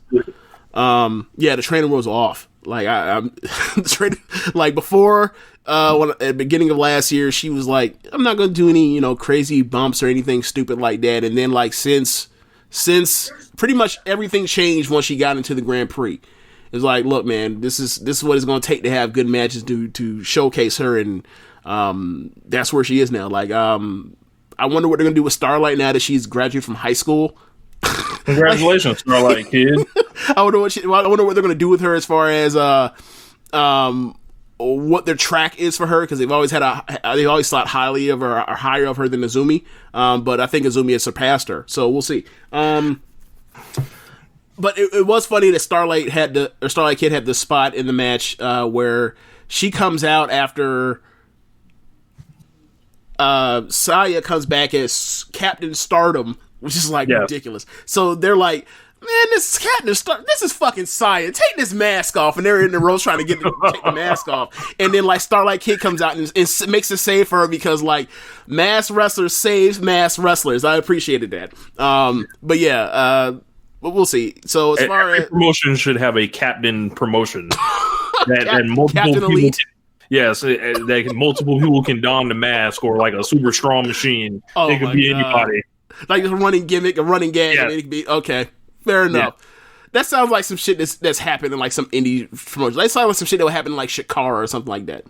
So like the one with New Japan is like Super Strong Machine. It was like Andre the Giant was like Giant Machine out there back in the day. There were like during Super Strong Machine's retirement match, like Tanahashi was dressed as like a machine, and there was like a 5-on-5, and it was like all current wrestlers like had the machine mask or whatever. Ridiculous. I love that type of shit. Wow. All right, so after Saya or Little Saya / Super Strong Starlight Machine wins, she challenges Natsuko Tora. Natsuko Tora was meant to be in a white belt match against Arisa, but apparently Arisa came up that day with severe neck pain, so they told her to stay home. Hope she gets well soon. She was gonna win this match anyway, so it didn't really matter. So Natsuko comes out and she pretty much does like a 4 or 5 minute squash on Little Saya and wins. And like I think a lot of people that haven't seen her wrestle before, like they thought that she looked like a star, so that's cool. Like we'll see whenever she gets her match, but I don't think that's going to be a good match, and like that star aura will be gone, but we'll see. Hey, I just hope Arisa's okay. Yeah. Like, I need Arisa to be upright and healthy, and I need her to beat Natsuko, and then I need her to eventually transition this belt in a great match to someone. Whoever it is, whatever. Or she can just get healthy and continue to have matches. Whichever one's fine with me, but, like, it was weird because, like, there was no sign that this match wasn't happening until the matches didn't happen. Like, they could have given us a heads up or anything, and, like, this fat false advertising, because they were still promoting that show up to 12 hours before that match, for 12 hours before the show. So yeah, like I noticed it in the comment section during like the Battle Royal. People were like, no Arisa, like all over and over. And I was like, I wonder what that means. But but I mean, I will say this, like, the match I was probably most worried about as far as showing to people that don't watch Stardom or never watch Stardom was that match between those two. So the fact that, like, those two didn't come out here and have some 15-minute 2-star match, like, fine by me. So after that, you end up getting Hana Kimura and Jungle Kiona versus Micah and Julia. And this match was better than I thought it was going to be. I thought this match was just going to be a standard good match, a regular 3-star thing. It turned out to be a lot better. I think that Julia and Hannah have now come to the realization that them together, they have something when they just brawl each other. And they just, trade kicks and strikes with each other and scream in the middle of the ring and run ropes or whatever else. And them trying to actually do Bret Hart's professional wrestling is not for them. So I think they're learning very well. I thought that Micah's work on Jungle's bad shoulder and Jungle selling was excellent, and I thought that made for a very good match. So it's like Shawn Michaels versus Rick Martel, but except instead of them not wanting to punch each other, they do want to punch each other. Yes, it's Bizarro. I want to punch each other in the face. Yes, and they work really good. Like, it's believable. Like, you can believe. It's very easy to believe that they hate each other's guts, even though obviously they don't. It's a work. Pretty girl heat. I guess so. Yeah. So that worked out very well. Jungle, surprisingly, I thought Jungle was just going to be in this match to get a pin eater, because they have pushed the tag team of Julia and Micah and also the DDM trios when they had Shuri, like, very hard. I don't think they've lost once yet. Or up until on Saturday night. So I thought, I was kind of surprised and pleasantly surprised that Jungle ended up beating Micah. Now, they don't have translations up, so I'm not sure what was said after the match, but Jungle got on the mic and seemed to have challenged Julia. So I think they're going to have a match, and, you put Jungle in there with anybody, and it's going to be really good at the worst. So I'm interested to see that match. No doubt.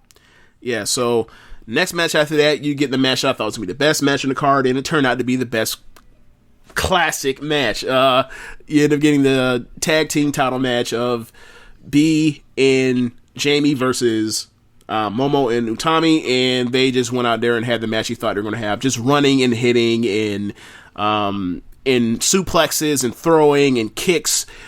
It was awesome. I don't know if I might go the full 4 on it. I might go the full 4. I'm not sure, though. I have to rewatch it. But they went out there and did their thing. The standard match, standard Utami and Momo match. Like, they never have bad tag matches ever. So that just continues that. So after the match, they ended up having B pin Momo with the Queen's Landing, the Japanese Ultra Cyclone Suplex. So after the match, Big Saya comes out, because now she's in Queen's Quest, and decides that because Utami didn't get pinned, she wants to make a new tag team of Utami and Big Saya, and have them challenge for the tag titles. And then, so the Sisters of Destruction. It's funny because John from Omakase dubbed it as the Twin Towers, so it's pretty much the same thing. Just tall people just going at it. So yeah, that's funny. But but B and Jamie are incredulous. Like, B gets on the mic and says, "We just beat you, and you want to challenge us with her? Fine, we'll whoop your ass, no problem." So that's setting it up. So I think that's gonna be a really good match when they have it eventually. Like, Utami and Jamie, they're really good together. They just throw each other around, so that's cool. And then the main event.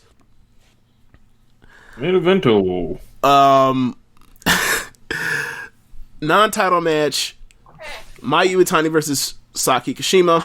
Saki comes out. She finally has new gear. She finally is not dressing like Natsuko from last year. She has her own gear. She has her own look. Nice looking outfit. All black, of course, because she's evil now. Mayu comes out.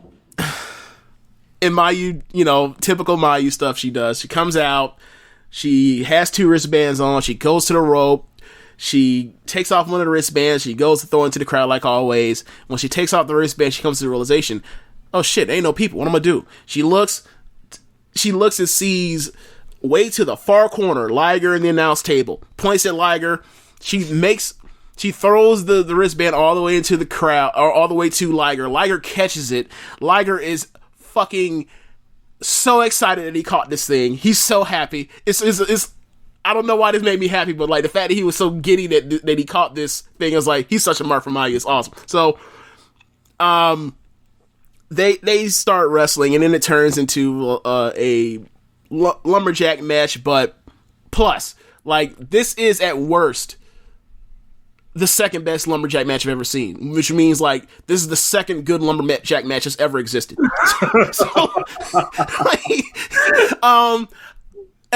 They pretty much the whole story is Mayu is clearly better than her. She's kicking her ass at every turn, but Oedo Tai's out there with stars, and they're bigger and they're evil, so they're better at interference and cheating when someone gets thrown out the ring than stars. So, real quick note before we go further. When we talk about Mayu's entrance, we always talk about the wristband being thrown. The main thing is she's twirling in amongst the streamers, and that's her thing. One thing about the show: no streamers. Except because you missed this. Yeah. Tam, because Tam loves Mayu so dearly, and Starlight Kid because ditto. They both had cannon blasters of streamers, and when Mayu's name got announced, they shot them into the air for Mayu to do her thing, which made me think like, see, this people in the factions caring about each other, being real people that love each other, whatever else, and then eventually there's a turn. This is like, real friendship. So like, right. So next week on One Nation Radio, James, I'm gonna need you to throw some streamers in the air once you announce me. So we're actually going to like do the show like together for once. Like I think we've only done it like one or two times like the last like couple years. So like if that's what you want to do, fine by me. You just got to give me a time and I'll just come through. But that's it's whatever. Like maybe what. Maybe I can computer screen. Maybe I can holler at Josh and see if he still has streamers left over from Supercard of Honor 12 in New Orleans when he bought all those streamers, and then he found out how far away we were. So they may have like $20 worth of streamers just in a damn bag that he couldn't do shit with them. I think he threw them way halfway through the show. If not, he might still have them. So let me go holler at Josh. But yeah, so. So like I said, flash forward back to the match. The Oedo Tai is better at cheating, so they end up outside the ring. And then Mayu said, "I've had about enough of this." So she does a top rope dive into the crowd. The problem is the crowd catches her because she's so slight and skinny. And then they decide to take her up the ramp to the typical the tunnel way in Korakuen. It leads to a dive off the balcony deal or the staircase deal or whatever else from Mayu onto the crowd of people. But Saki wasn't there, so as soon as Mayu gets up from that dive, she hits her with a chair. And then she takes her all the way to the top, to the back part of Korakuen Hall, and then just kicks her down the stairs, down one flight of stairs, and then Mayu keeps tumbling all the way through the walkway and then tumbles down the second flight of stairs all the way down to the floor, right by Liger's announce table. It was hilarious. So then they get back into the ring and Saki's working her over, and then Mayu comes back and ends up giving her a running power bomb over the top rope onto the crowd, up onto the lumberjacks, and then they get her back to the ring. The running three. Yes, the running three. Yeah, pretty much. So, and Mayu's been, it's so funny to see like someone that skinny, like running power bomb people. But anyway, so get her back to the ring, and then Mayu clearly has the match won. It's just a matter of what she's going to pin her with. So she goes for a I believe it's a frog splash, gets the frog splash. We end up getting the ref gets pulled out the ring at one point. There's two different ref spots, ref bump spots or whatever else, but none of it matters. Mayu at the end just kills her, just super kick, high kick. Saki goes down to a knee. Another. I'm sorry, I forgot to say this. Basically, it's 4 kicks, and all of them are just devastating between head kicks and super kicks, and just lays her out, just murders this woman. I think that's when we get the last ref bump, and then Mayu says, "I've had enough."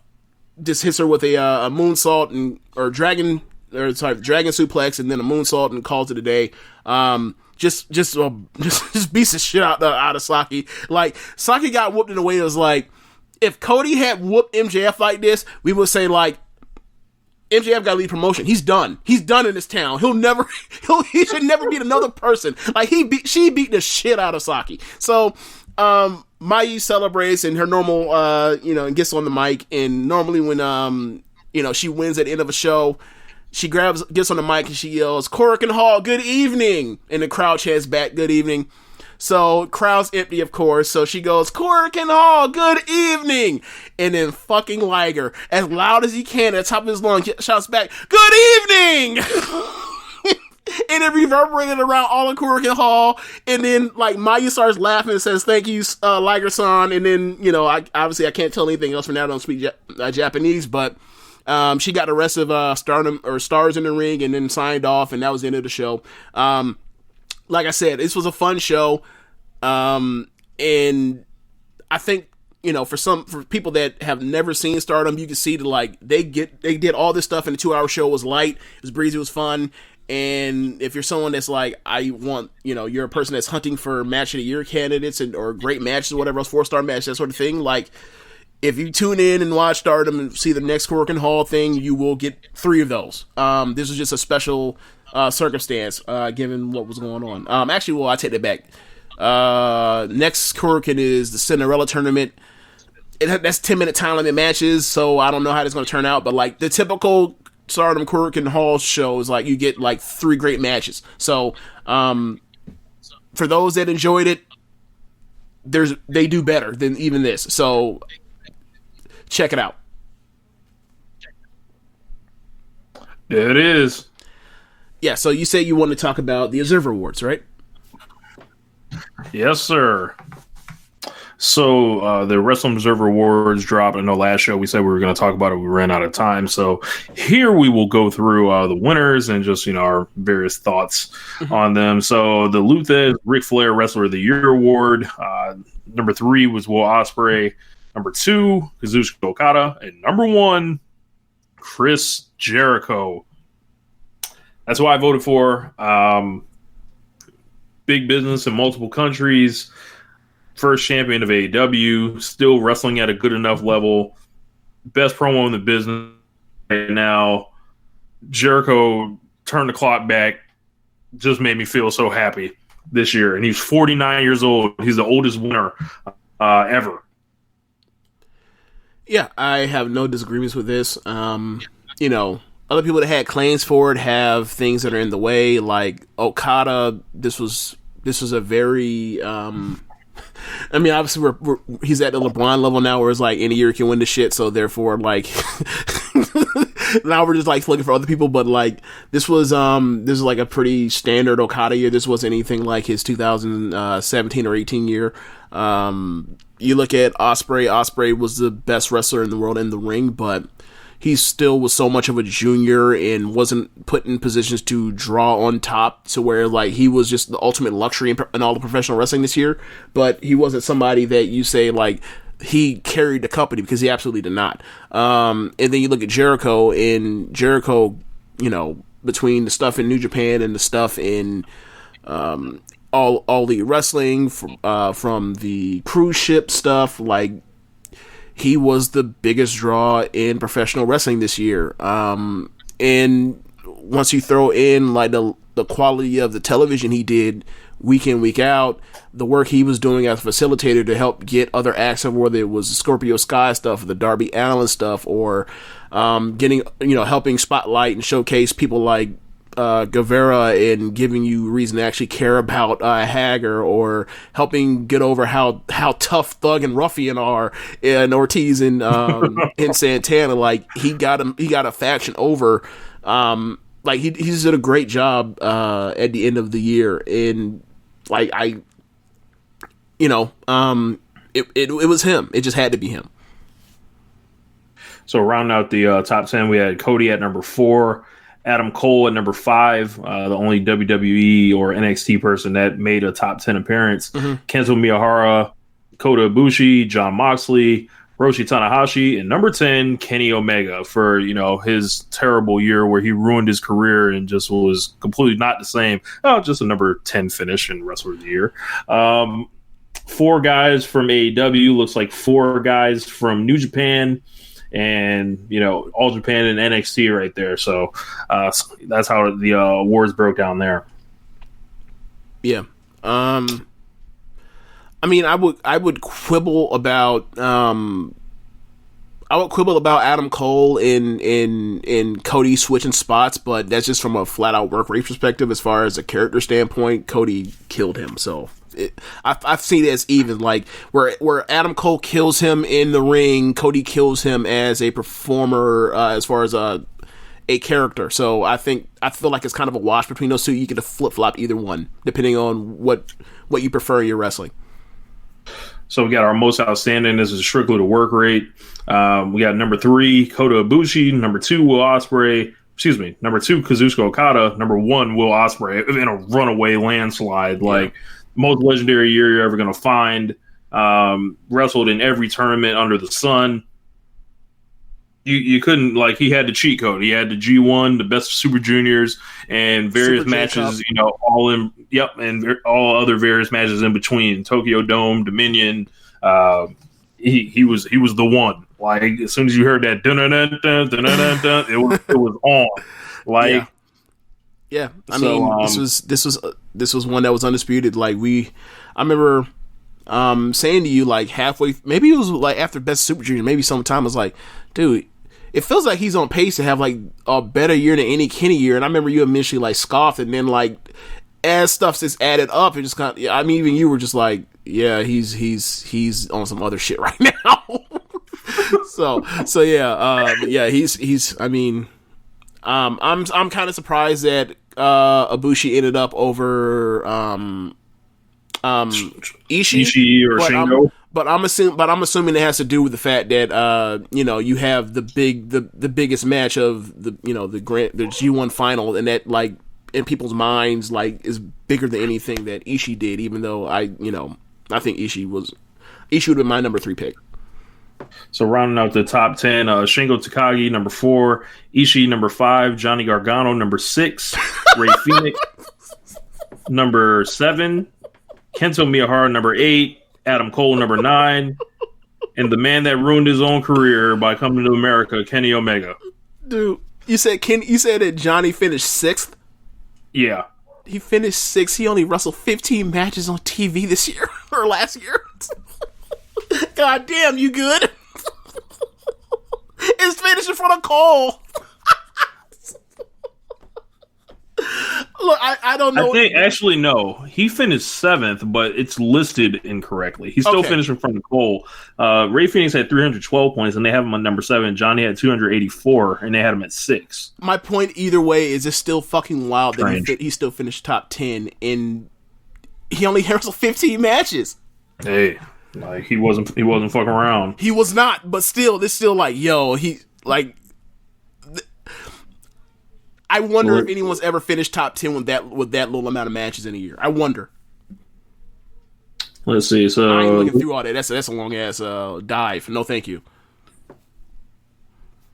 So it looks like we've got 1, 2, 3, 4, 5 guys from New Japan. We got 2 from NXT, 2 from AEW, and 1 from All Japan. How many from the main roster? Zip, zilch, none, nada. Oh. Yeah, none of that. Yeah. Oh, yeah. I didn't mention this on air because this was a thing we talked about on in a thread. But for those that are like that, just trying to follow and try to keep pace of, what match do I need to check out from a perspective of if I feel like parachuting in on promotions or whatever else. Cage match, we talked about this at the end of the year with Imp during the 2019 WWE NXT AEW review stuff, and talked about like how much better like wrestling is on the network than it is the main roster, which makes no sense or shouldn't make any sense. And we had mentioned that like there were 198 recommended matches on Cage Match in all of WWE and 95 from the main roster last year. This year, in the first 2 months of the year, just February and January, the main roster has had 6 recommended matches. And the network has had 23. Yeah. It's getting even worse. So, I just wanted to point that out and we can move on to the next thing. So Will Ospreay, just for more context, he had 5 matches like in the Observer that were 5 stars or better, and another 17 rated 4.5 or better. Damn, that's wild. Yeah. I'm gonna skip the MMA awards. Tag Team of the Year. So number 3, we got Bobby Fish and Kyle O'Reilly. Number 2, the Young Bucks, and number 1, Pentagon and Phoenix for their work just all year. So like that, taking that half of the year off kind of looks like it did the Bucks in. And they won best tag team. It looks like 1, 2, 3, 4, 5 previous years were the Young Bucks. So big upset here, and not seeing the Bucks at the top. So Pentagon and Phoenix number 1, kind of by a wide margin here. I'm assuming that's because of their work in Mexico, right? Yeah. Has to be. And also PWG. Mexico, Indies, AAW, PWG, wherever you could set up a ring, they was out there. Pretty much. So. They out here. Them boys get dates. It don't matter. Like every week is WrestleMania week for them. Like they're crazy. Yeah. So I mean, I don't really have much of round out the top 10. Number 4, Santana and Ortiz. 5, Suwama and Shuji Ishikawa. Don't know who those gentlemen are, unfortunately. I know someone's probably screaming. Wait, what's the name of them again? Suwama and Shuji Ishikawa. I can't remember. Noah, All Japan, one of those two. Then we got G.O.D. and then we got Go Shiozaki and Katsuhiko Nakajima. Then we got Frankie Kazarian, Scorpio Sky, SCU. Number 9, Will Ospreay and Robbie Eagles. And number 10, the Briscoes. Honorable mention, Ricky and Robert Gibson. That's hilarious. Get the fuck out of here. New Day were also honorable mention, so we're showing you from the Viking Raiders. Wow. So, bets on interviews. Number 3, MJF. Number 2, Cody. And number 1, by a wide margin, kind of, Chris Jericho. So, like, pretty much what we said about Jericho, at the top of the heap, like, he was just the man everywhere you can look. So, number 4, Cody and MJF, like, those guys, like, had great years also, as, on interviews. Like, Cody has a all-time highlight reel promo that he did. Of course, on top of, the speech man promos that he's been doing, like in the video pieces and things like that. How much do you think Cody's stuff got hurt by like it not being on TV and it being like Road to stuff? I don't think it got hurt really at all, because a lot of Jericho stuff was there too. So because the thing is, like, the stuff not as much, but right. I think the thing for me just in my mind is like, I remember all the Jericho stuff, right? But like Cody had, the Ellis Island promo, and the other one that's notable is like the Road to thing for I'm talking about getting into the past, get to Double or Nothing with his brother. So I was wondering, like, if that got hurt because people just didn't see that one or whatever else or whatever. But like I thought those were the top 2 people. I would have went with Jericho, but the best promo I saw last year was Ellis Island. So number 3 is MJF, so shout out to him. Number 4, John Moxley. Number 5, Zack Sabre Jr. Number 6, Nick Aldis. Boris Johnson. Yes, Boris Johnson. Nick, look at Nick Aldis out here getting some votes somewhere. Good for you, Nick. We gonna do this every week, Nick Aldis. Oh yeah. Until I forget. Maybe he should try cutting his promos in Japanese or something. So, number 7, Becky Lynch, who largely went, I would probably say, ice cold after WrestleMania or a certain point. Daniel Bryan, number 8. Number 9, David Starr. Number 10, Samoa Joe. Okay. So funny how we didn't see the Fiend in there anyway. Like for all of the Japanese fetishization, like I don't understand how come there was nobody that was Japanese on that list. Amazing. I thought no. Oh, okay. Top 4, all in AEW. This is a promo promotion, apparently. So, promotion of the year. So, number 3, WWE. Number 2, AEW. Number 1, New Japan Pro Wrestling. And they've won like 6 years. They've won every year going back to 2012. So, I think they're going to get a challenge this year. Well, yeah, because they're not allowed to run shows right now. So, and then 2011, I think 2011 was at WWE, right? No, that was UFC. Like, the UFC had a 6-year run before that. Okay, I could have swore that WWE had won one like the last few years. But okay, whatever. Maybe I'm thinking of the early 2000s more than anything else. Yeah, early 2000s back to back. Yeah. Okay. So, yeah. I don't disagree. So, the problem with WWE is so big that it's like, no matter what it does or whatever, like, given what the network is, how we just talked about it, like, just a staggering number of recommended matches out of WWE on the network, and then like the lack of that, given the amount of TV time that the main roster gets, like you're going to get it finishing top 3 for best promotion, and then it also finishing, top 3 for worst promotion, because there's a lot of space and a lot of content, and a lot of it is some of the best of wrestling, a lot of it is some of the worst wrestling. So you're going to get on both sides. Like it's so big that it's going to end up like that, and it probably is like that every single year. But I've never really thought about it. I'm pretty sure like it's top 3 for both worst and best promotion for like the last few years. Number 4 is the NWA. Number 5, UFC, tied for 6th. Dragon Gate and Stardom. Number 7, DDT. Number 8, AAA. Number 9, OTT. Number 10, All Japan. Hey, do me a favor. Where did Stardom finish in first place votes? 4, and Dragon Gate had 2. Yeah, so that's the point. Like, if you watch Stardom, you'll enjoy it. Like, honestly, like between my 3 favorite promotions in the world right now, if I were to rank them, probably be New Japan because the wrestling is unmatched, AEW, and then Stardom. Stardom be my 3rd favorite promotion in the world right now. It's higher than NXT right now. Then looking forward, best weekly TV show. Number 3, NWA Power. Hey, Nick Aldis, we see you.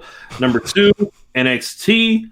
And number 1, despite only running since October, AEW Dynamite. Handily dominating the ratings war and the Wednesday Night Wars. And, it's just been a fucking phenomenal show. It's a better show most weeks. And that just like from people, like to shit on NXT is like, well, they finished 2nd, and that's what we're talking about. We're talking about 2 awesome shows at the end of the day, and like my Wednesdays are always a joy.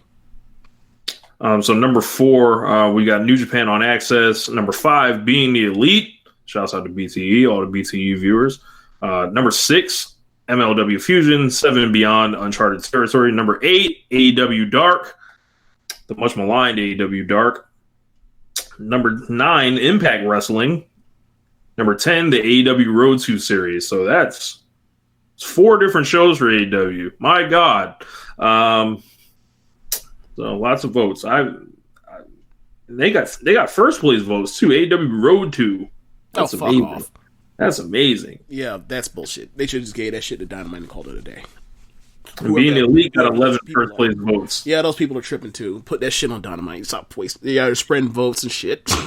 Like, what if it had been a dog fight for somebody? That would have cost Dynamite the vote because y'all want to fuck off and give it to the fucking road show or whatever else. Stop being stupid, goofy asses.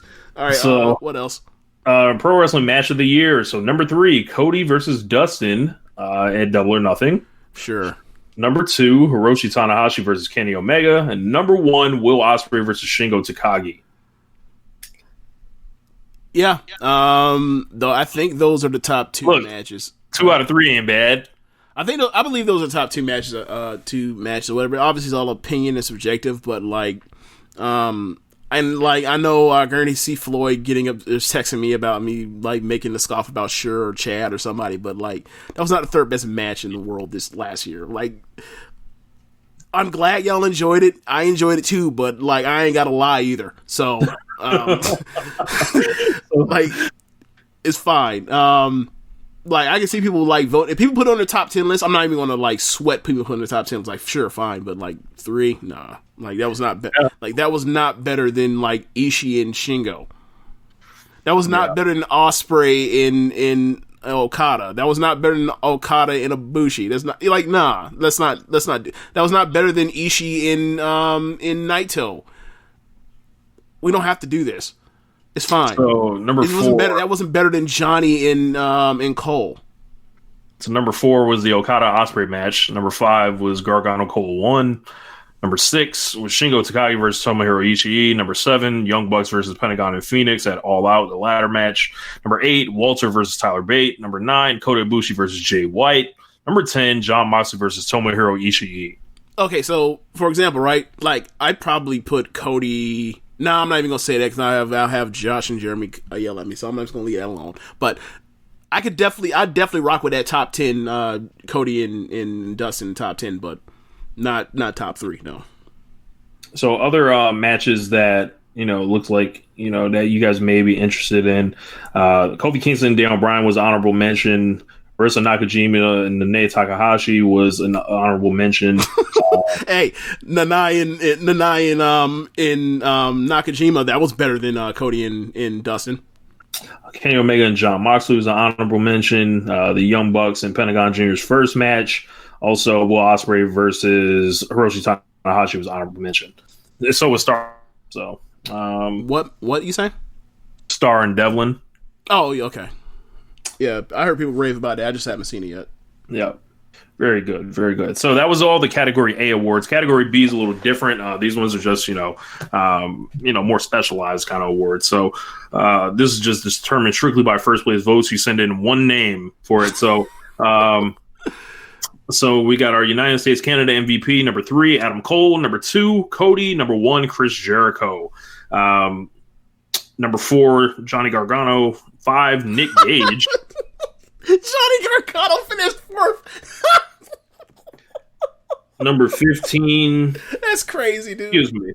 15, tied for 15 points. It's Nick Gage and Becky Lynch. Number 7, Daniel Bryan. Yep. Like, I know he does a lot of indie dates or whatever else, but like MVP over Becky or in a MVP scenario, nah, bro. No. And tied for 7th, Daniel Bryan and Jon Moxley. Number 9, Kenny Omega. Number 10, Seth Rollins. Wow, no Roman Reigns. That's wild. Well, compared to Seth last year. Look, they was both throwing up duds and Z's on the board. Right. My point is, like, I feel like at the end of the day, like, Seth doesn't draw like Roman, so like there's still that. So I don't know how to do that with Seth and Roman no more. Yeah, I don't think either of them really draw, but I mean, you get my point though. Like, it's like, okay.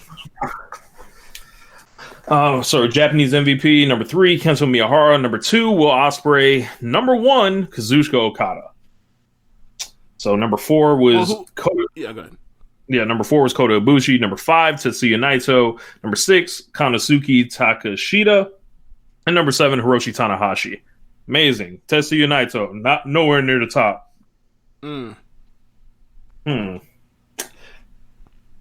So Mexico's MVP, we got L.A. Park, Roosh at number 2, and then number 1 AEW's Rey Fenix. So Phoenix takes home an award there. Kenny Omega, honorable mention, 13 on that one. So I voted for Kenny. I didn't know much about the region. Oh my God. I didn't even think to separate the Lucha Brothers from each other, but Lord. Kenny has some awesome matches. You really voted for Mexican MVP Kenny Omega over La Parka. Yeah, I ain't watching none of them LA Park matches. I guess my response would be don't fucking vote because you don't know. that would really be my response. Come on, man. Yeah. So we got the Europe MVP. Look, you see how alluring white supremacy is? You see this?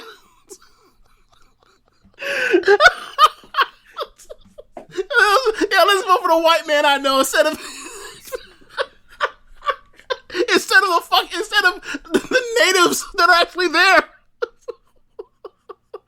Let's move on.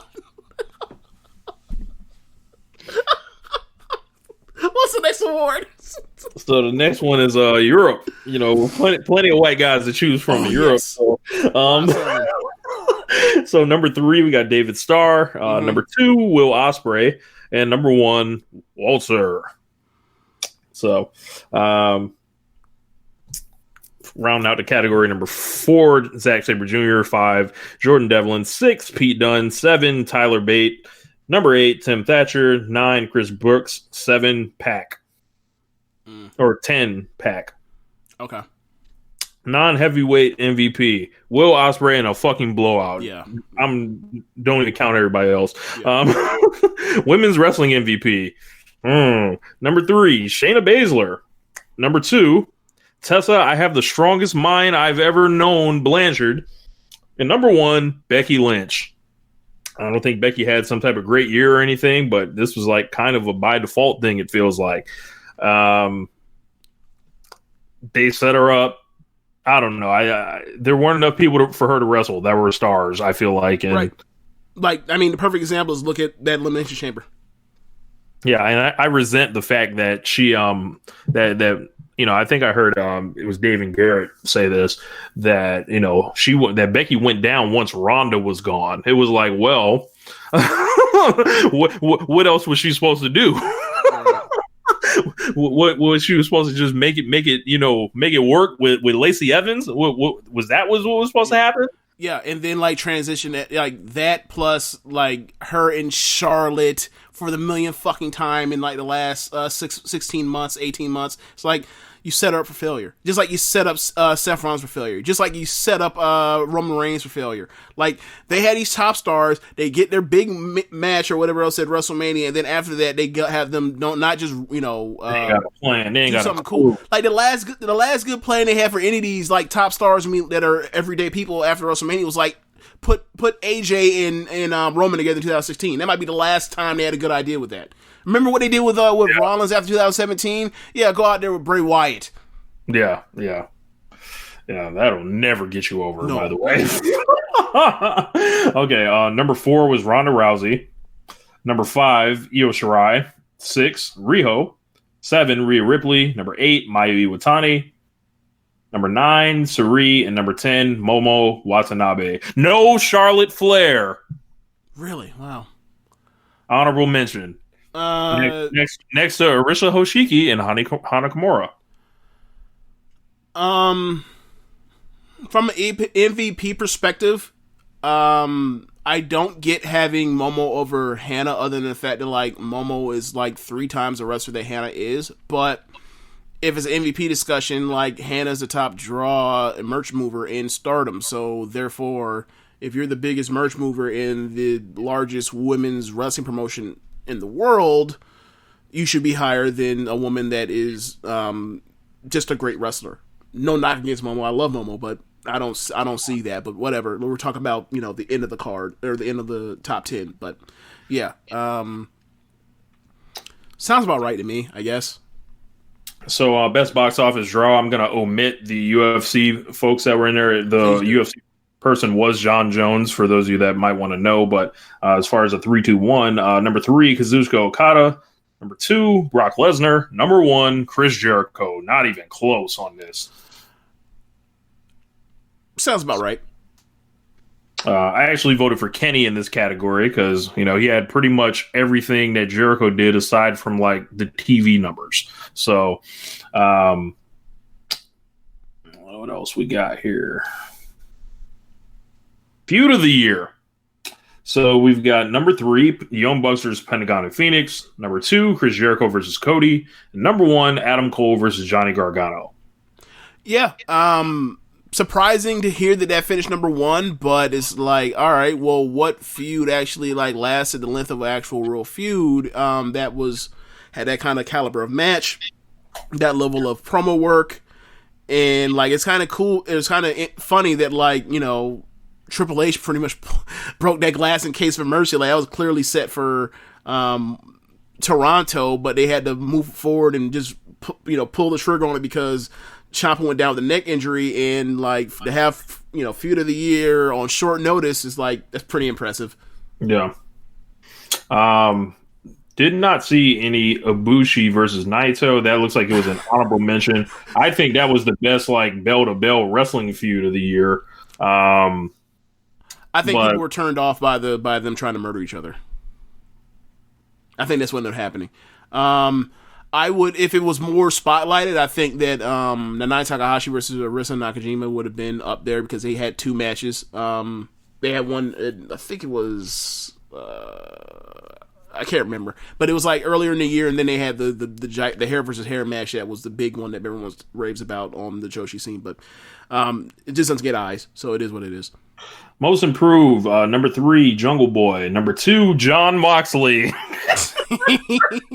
We talked about that too. Like he's gonna end up winning most improved and like top brawler, like after like his first 3 matches in G1, just based off the fact he's out of WWE and he's not allowed to have his matches. It was funny. And number 1, Lance Archer. So that great G1 performance, and come on into AEW. Looking forward to seeing you in America here. Rounding out the rest of the top 10. Number 4, Rhea Ripley. Number 5, Taichi. Number 6, Jay White. Number 7, MJF. But number 8, Darby Allin. Tied for 8th is Cody with Allin for 8th. And number 10, Will Ospreay. That's kind of I guess, you know, making the leap from the like the top class to like the number 1 is what, you know, whereas in some people's eyes.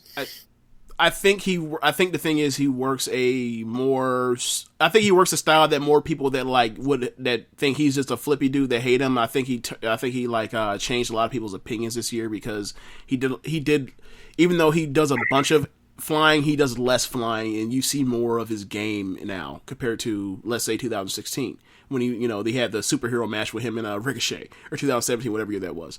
Loved it. Yeah, so it's just an exposure thing. Like for me, if you ask me who the most improved wrestler from last year to this year, for me, it's probably Bea Priestley. She's a woman that literally a lot of people flat out thought sucked. And now she's out here cranking out regular 3.5 level matches. You can say the same thing for Tam Nakano. Hoshiki, probably Hoshiki too, because she was somebody that was just in tags and then stayed out in tags, and then also she got an honorable mention. Yeah, and then she started reeling off 4.5-star matches on throughout the summer. So that's no one saw that coming. No one. So yeah, exposure.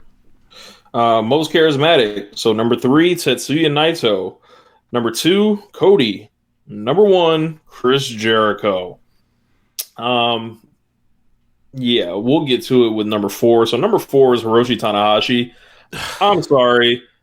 I don't see for what my tastes are, what I'm into, and how I receive professional wrestling, I don't know a fucking planet that Tetsuya Naito is more charismatic than Hiroshi Tanahashi. This is kind of I feel like a reputation vote in the Observer because Naito's won the last 2 of these, and I don't think he was more charismatic than Tanahashi ever. I think a lot of people are into the subtle stuff, which is it's pro wrestling. Fuck that subtlety. I don't need subtle charisma. I need The Rock. You know what I mean? But I would have voted Tanahashi based off this year. I would have voted Tanahashi over Naito. Number 5 was MJF. Number 6, John Moxley. Number 7, Becky Lynch. Number 8, Orange Cassidy.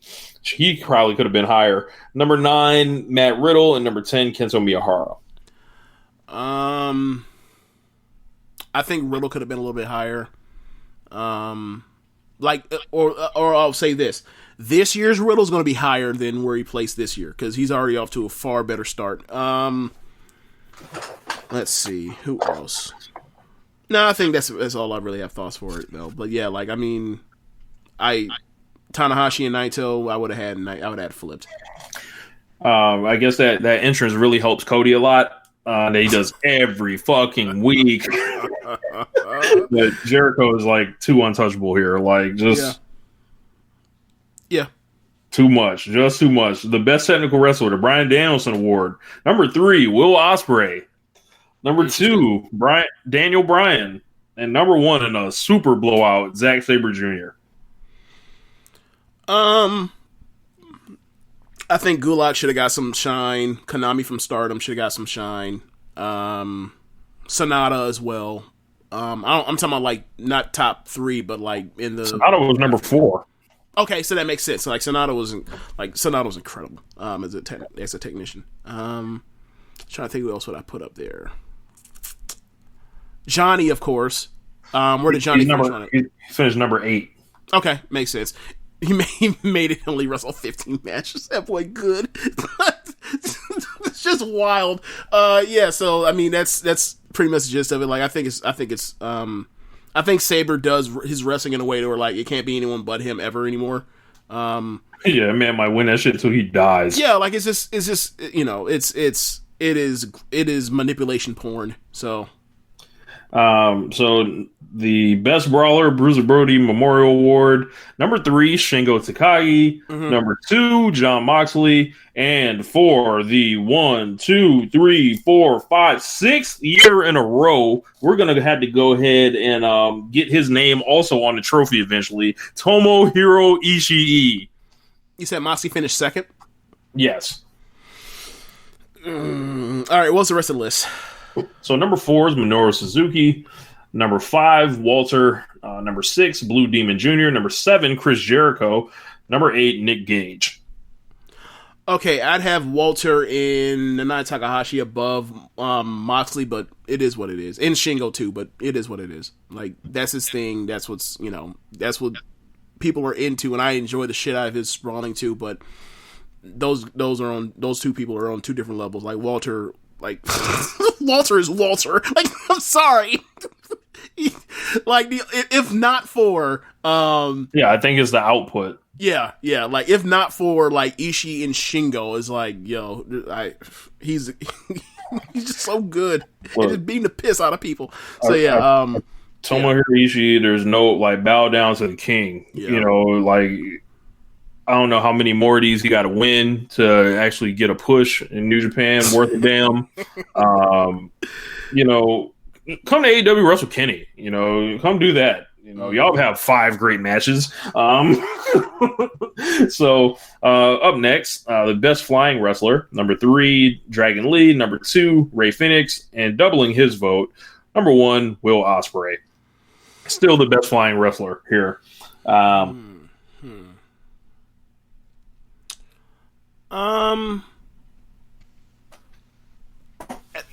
feel like that's.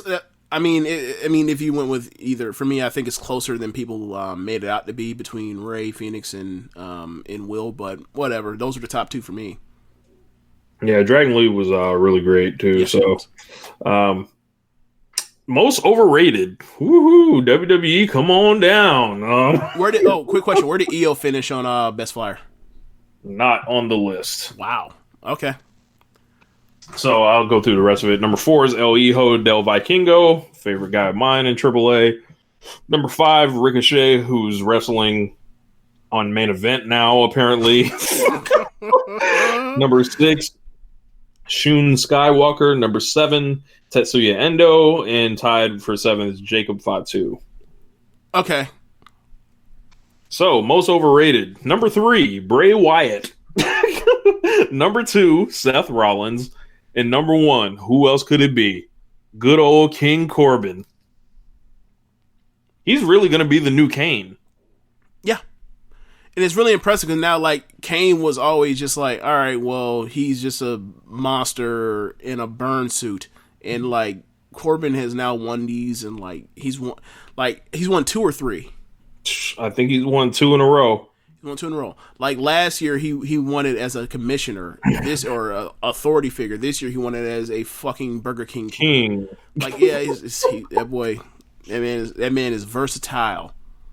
Yeah, and then Seth Rollins, like, that most overrated joint, stuck to him. I think people figured out that his matches weren't that great anymore, and he wasn't worth half the trouble with how he opened his mouth and turned the fans against him, and also, like, sold his homeboy out, and he caught a lot of, like... And he was also handcuffed to Corbin. Yep. And being handcuffed to Corbin will get you on this list. So number 4, we got Lacey Evans, pushed way before she should have been. Number 5, hey. Lacey Evans. Who else was handcuffed? Who was Lacey Evans handcuffed to during our parts of this early summer? Baron Corbin. He gets everybody under. Number 5, Shane McMahon. Number 6, the dentist, Britt Baker. Number 7, Jay White. Number 8, Brock Lesnar. Number 9, Sonata. And number 10, Cody. Okay, so those are all the usual suspects that you'd imagine be on this list. Aside from Sonata, is it because the feud went too long with Okada? Why do you think? I think Sonata's just a guy that people don't like. Huh?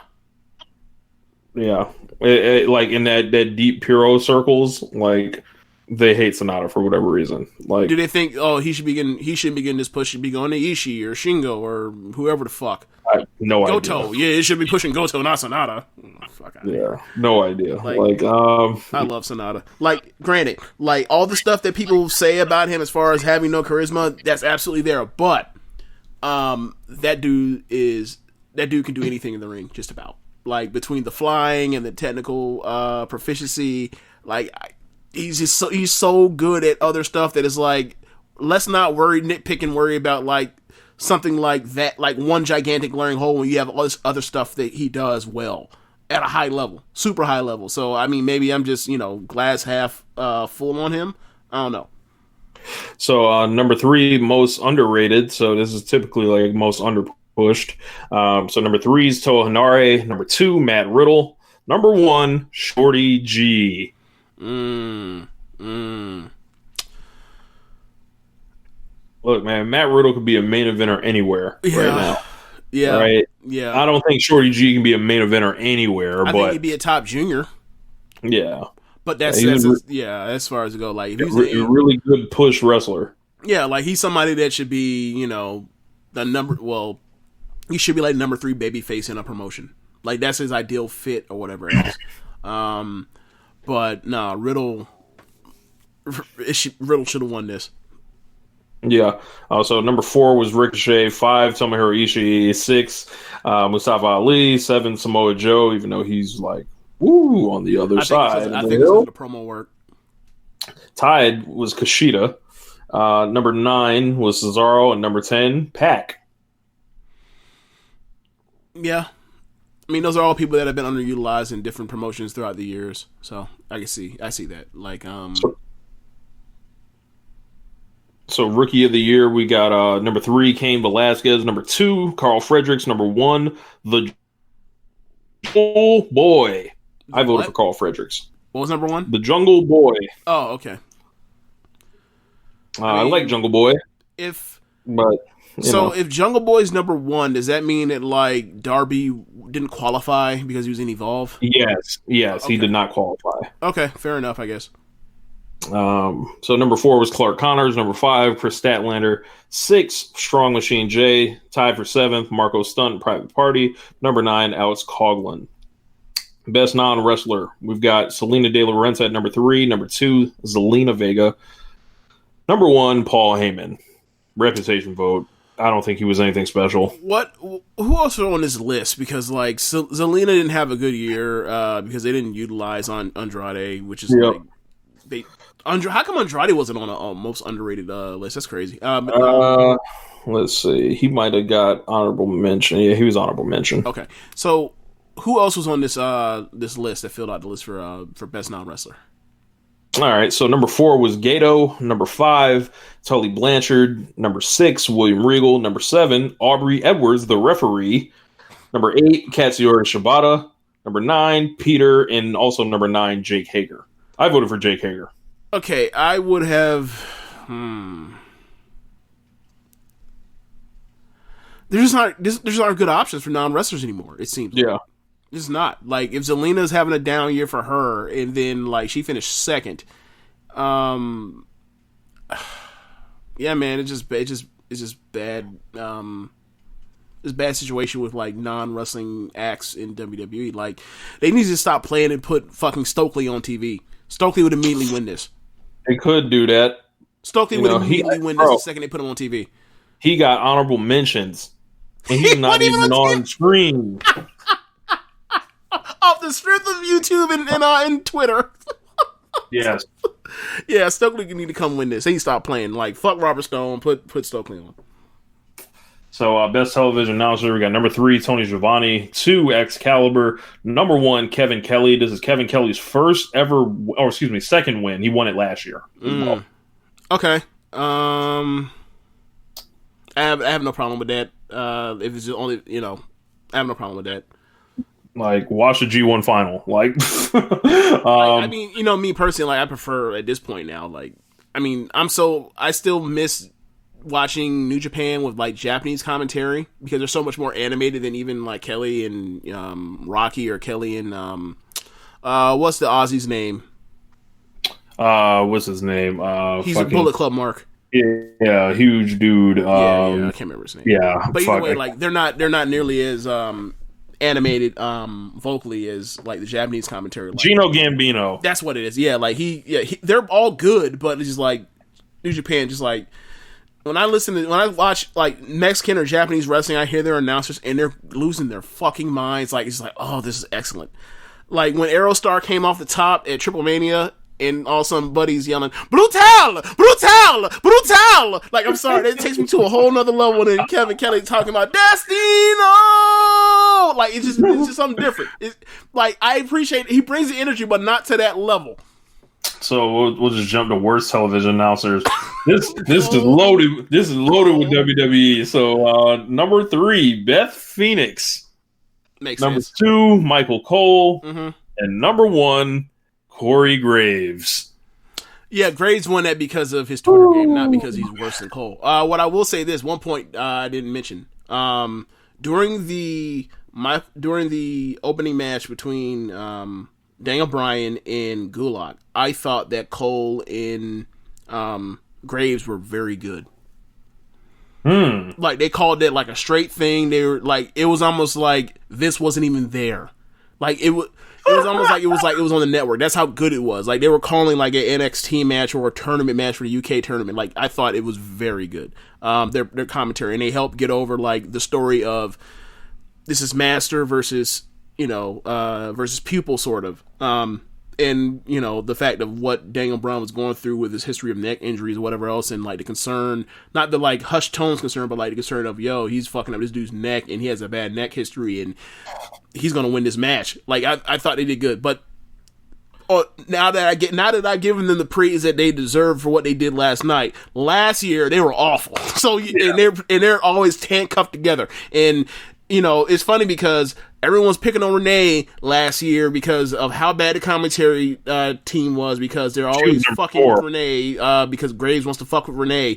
And then Renee's been gone and they're on SmackDown and they're just a nothing show. SmackDown is so inconsequential to my viewing habits as a person that cares about the main roster. It's crazy. So Byron Saxton finished number 8. I don't think he should have been on there at all. Byron Saxton was excellent last year.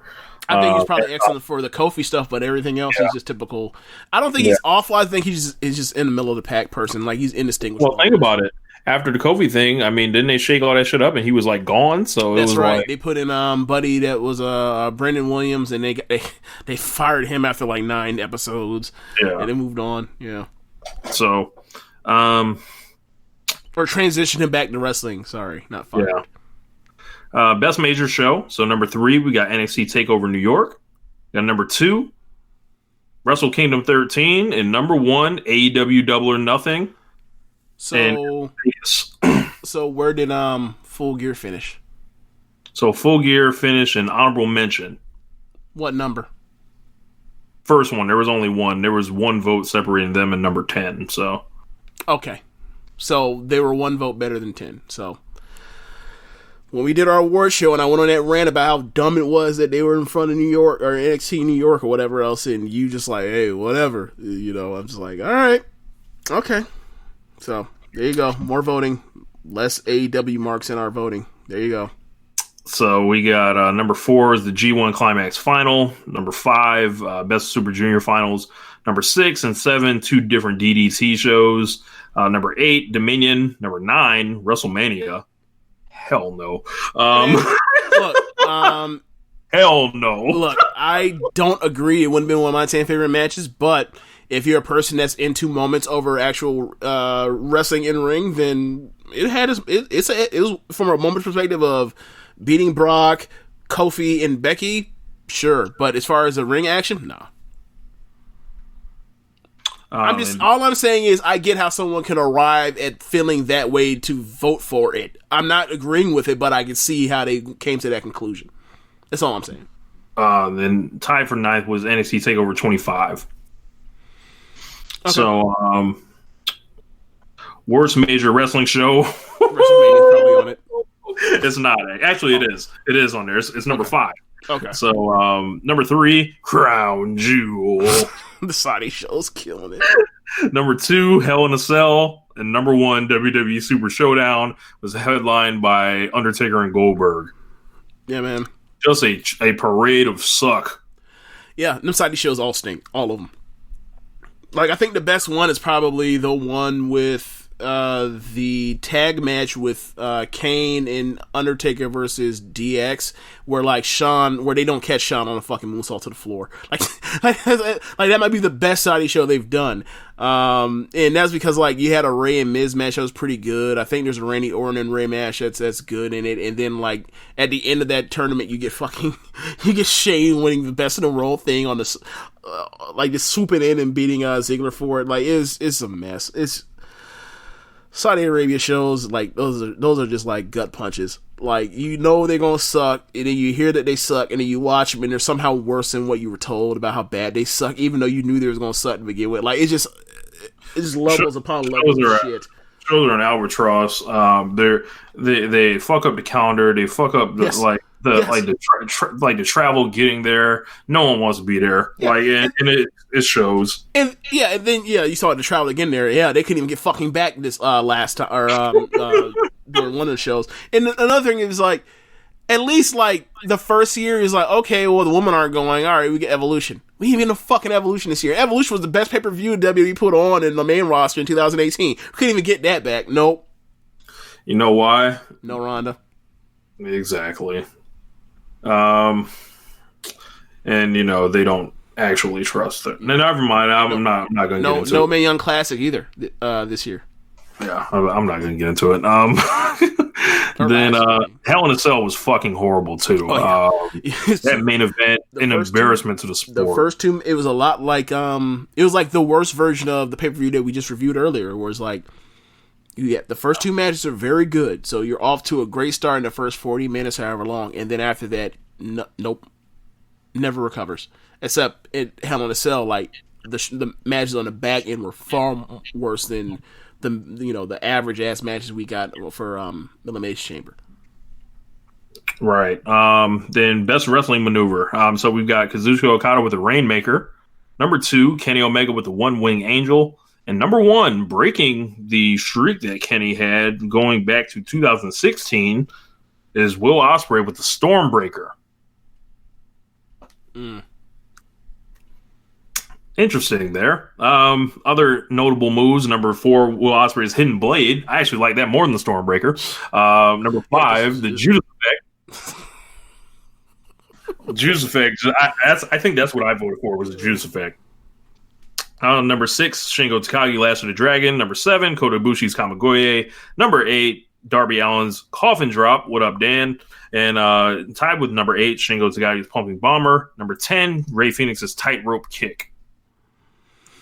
Lots of good moves there. Yeah, I mean, if you ask me, like, I would take out of that list. I take Phoenix's rope running kick because, like, who the fuck else is able to do some shit like that? But you know, whatever, it's fine. And then the next award, most disgusting promotional tactic. Number 3, ROH using Enzo and Cass at MSG without telling New Japan. Number 2, UFC and USADA's handling of John Jones. Number 1, WWE continuing to do business in Saudi Arabia. It's the worst thing they do. It gets yuckier every time they have to go back. These shows become more transparent. They become worse quality-wise, and that money keeps arriving late. Yeah. Like, I still can't believe they're giving these boys like a $40 to $60 million credit line between shows. I don't get that. Crazy. Worst television show. So number 3, we've got Ring of Honor Wrestling. Ooh. Number 2, WWE SmackDown. Number 1, WWE Raw. Yeah, you know what's funny? Next year is going to be swapped, and it's going to be SmackDown's going to be worse than Raw, even though Raw is a 3-hour show. Can't wait. Can't wait. Bruce Prichard running this shit to the ground. Yeah. Vince McMahon fucking it up. Worst match of the year. So number 3, Braun Strowman versus Tyson Fury. Number 2, The Undertaker versus Bill Goldberg. And number 1, The Fiend versus Seth Rollins. -5 stars. You want something legendary out of the archive? Go listen to our review on that show. I hated that match. I hated everything it had to do with, like, you know, putting Rollins in there as a bad babyface against Bray Wyatt, who's a bad wrestler who actually does have the crowd like cheering him. So, like, but you can't actually beat him, so they got to do goofy shit. So they had the level of parody that was reached in the match. I always talk about from WrestleMania 34 when Roman started kicking out of all those F5s, where it was just like comedy at that point. They had the big fucking hammer like Gallagher in the fucking Hell in a Cell. Yes, the Joker mallet. Yes, or sorry, the Harley Quinn mallet. Yes. They have the referee breaking kayfabe, calling Seth by his real name and shit, and like knowing this shit's ridiculous. You have the fucking ridiculous red light. You have the fucking toy cage or whatever, like the big red cage. Like, that's just like, yo, this is no. It was a red cage that they put on the red light, and it's like, you don't think that's redundant? No, okay, bro, whatever. Just levels upon levels of trash. Like, this might be one of the worst matches I've ever seen. Look, Bray Wyatt ain't getting no more over. Seth definitely ain't getting no more over. All the fans were chanting AEW. I remember this like it was yesterday. Yeah, that match sucked. I would have voted for this for worst match of the year. Like, is it actually, in fact, the worst match I saw last year from a technical standpoint? No. Like, I watched 12-year-olds wrestle in opening cards on Stardom, but they weren't out there for God knows how long in a main event spot doing dumb shit. They're just 12-year-olds that are learning how to wrestle. Then we got let's see what we got. We got worst feud of the year. Baron Corbin all over this fucking thing. So let's start with him first. He was on number 6, number 5, number 4, and number 3. That boy dominant. Yeah. That boy dominant. Number 3 was Roman Reigns versus King Corbin. Ooh. Yuck. Number 2, Rusev and Bobby Lashley. Of course, led to the wedding. Hey, yikes. You know that like Corbin and Roman's going to be on here for next year too, right? Yep. Just a heads up. He's going to be here next year, too. And number 1, Seth Rollins versus The Fiend. It doesn't get much worse. Yeah. I'm trying to think. Seth versus The Fiend, or 2018's non-feud of Sasha versus Bayley. Which one's worse? This for sure, because this undoubtedly damaged Seth Rollins so bad that I don't think he's ever going to be an effective babyface again. Bray Wyatt, they did Seth Rollins beat his ass too much, so they stopped the match. It was bad before the match. It was bad during the match. It was bad after the match. It was just the Sasha and Bayley thing is just a running gag at this point. Yeah, don't disagree. I just wondering what your thoughts were. All right, worst promotion of the year. Number 3, we got Impact Wrestling. Number 2, Ring of Honor. And number 1, World Wrestling Entertainment. Yeah, that's going to be the case. They're... back to back. Yeah, their popularity is in the fact that there's more people watching them put on bad TV as opposed to the bad TV that Impact, the Ring of Honor, or, I don't know, anywhere else puts on that will frankly put people out of business. Won't put them out of business. So... just them being so large that they have more eyes on them is going to get them on this top 3 for worst promotion all the time. And quite frankly, they put out a lot of shitty wrestling too. So I people are voting for stuff that doesn't have to do with the wrestling. Their business practices. Right. They're freaking poaching the way they've cannibalized Europe. Right. So for those that are Fed Defense Squatters or people that just hate Meltzer and thinks that he has poisoned the well for his listeners, which is I don't know, I just think different than anybody else that does any other show. I'm sure people that listen to our show that are influenced by what we say because they listen to our fucking show, of course. But I think, just regardless of whatever it is, Ring of Honor when it stinks isn't going to be as bad as WWE when it stinks because WWE has far more people watching it. So they're going to see more people are going to see that stink on the WWE side. And I'm sorry, that's just how it goes for these kind of popularity or unpopularity contests these voting things are. It is what it is. You working yourself up, getting upset about some shit that oh yeah, there was a lot of people upset about a lot of shit on Twitter. Yeah, people were so upset, I can't believe this shit finished first place worst promotion. What about that? It's did y'all? So you're not acknowledging the fact that they also finished number 3 for best? Oh. I think another part of it is they know the reason why that shit got voted number 3 was because the shit that happened not on the main roster, but whatever. Shit funny. So best booker, number 3, Tony Khan. Number 2, Triple H. Number 1, Gato. I think it's weird that Tony Khan's on there because is he actually the booker or the EVPs the bookers or we don't even know their infrastructure even come up with a guess on that. Tony Khan's got the last say. That's everything I read. So okay, so in theory that means he's a booker just the way Vince is the booker. All right, fine. Yeah. If that's the case, then starting next year, Tony Khan should be number 2. Yeah, he's going to be depending on what Gato does this year. So, I would really like to see that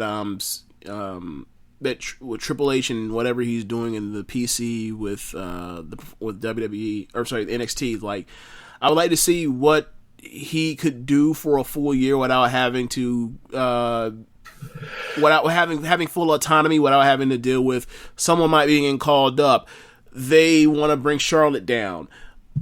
I would like to see what it does. I think he does. I think he's really good at planning out stuff ahead of time, knowing where he's going to go. But he gets himself in some weird situations when injuries come into play as well. So I think these are all very good bookers and people that I love their TV. So ultimately, I'm just wondering with Triple H, I see the weaknesses. So far, Khan, he's willing to experiment at first, and he's starting to hone in on what people actually want. So he's getting better. So. And Gato's just the best. So yeah, he's one. I have no notes for Gato except for maybe just no, I have no notes. Yeah, he won looks like 8 out of 10 awards last decade. So and he won the Observer Hall of Fame last year. Yeah, so I think the one year that he didn't win was when Triple H won with NXT. Him and Ryan Ward together. Yeah. So promoter of the year number 3, Triple H. Number 2, Harold May and Takagi Kadani. And number 1, Tony Khan, taking a promotion from 0 to national television in under a year and getting renewed and making money by a second year. Yeah, I think next year Kadani should, depending on how this scare how this thing goes was affecting attendance or whatever for New Japan and Stardom, but with the addition of Stardom and how much their attendance has shot up since Kadani and Bushiroad got their hands on it, like I think he should be getting some looks for #1 promoter next year. This wasn't even close. Tony Khan was a super blowout. Yeah, but I mean, obviously because he built from nothing to, you know what I'm saying? Like, he built from nothing to this, and then now like next year is on what he can sustain from or grow from what his benchmark is. Like with Stardom last year compared to what has been so far this year before the epidemic or whatever else or the health scare. Like, they've almost doubled their attendance, or not double their attendance, but like close to it. So I would say, you know, from that and plus, you know, what they've been doing consistently with selling out 2 domes or 70,000 to 2 dome shows, like that's definitely a feather in their cap for Kadani going to 2019's awards. So I'm sorry, 2020's awards. Sorry. Tony Khan showing pay-per-views not a dead medium, and doing like over 100,000 buys multiple times, and flat out just like AEW is just the most talked about promotion anywhere you look on the internet, and a lot of that had to do with him, and also how he interacts like with the media, and he does the after press shows round. like to their face, the press conferences to their face, and I think he's just really popular all around. So up next, we got Best Gimmick. So number 3 will be Orange Cassidy. Number 2, Chris Jericho. And number 1, The Fiend, Bray Wyatt. Look, it was creative. It was a cool look. The matches sucked, but people liked it. And people were really, when he lost that belt, people were upset. Yeah.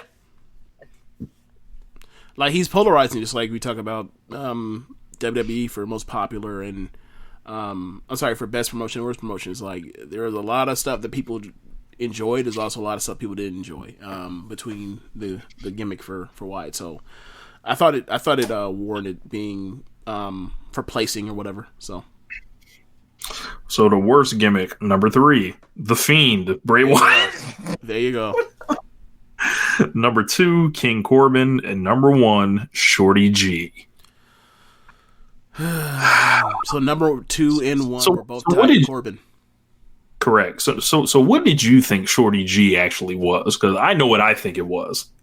Shorty G? I thought it was they were trying to give him a nickname that was supposed to be endearing. It's almost like remember when they were trying to give Neville a Mighty Mouse gimmick? Yeah. Like, I wouldn't say necessarily that exact thing, but it was supposed to be like, he's the undersized underdog you're supposed to root behind, and then it just didn't work at all. Because, like, they lost steam on it because Corbin turns everything to shit, and, like, he was one of those 3-week push type dudes or whatever else. Yeah. Yeah, I have my own ideas on what I thought Shorty G was, but, so let's go to Best Pro Wrestling Book. Number 3, Mary Kane by Glenn Jacobs. Number 2, Voice of Wrestling New Japan Year in Review 2018 version. And number 1, 100 Things that WWE fans should know or do before they die by Brian Alvarez. I do not own this book. Usually I always buy Alvarez's books, but I just hadn't got around to this one.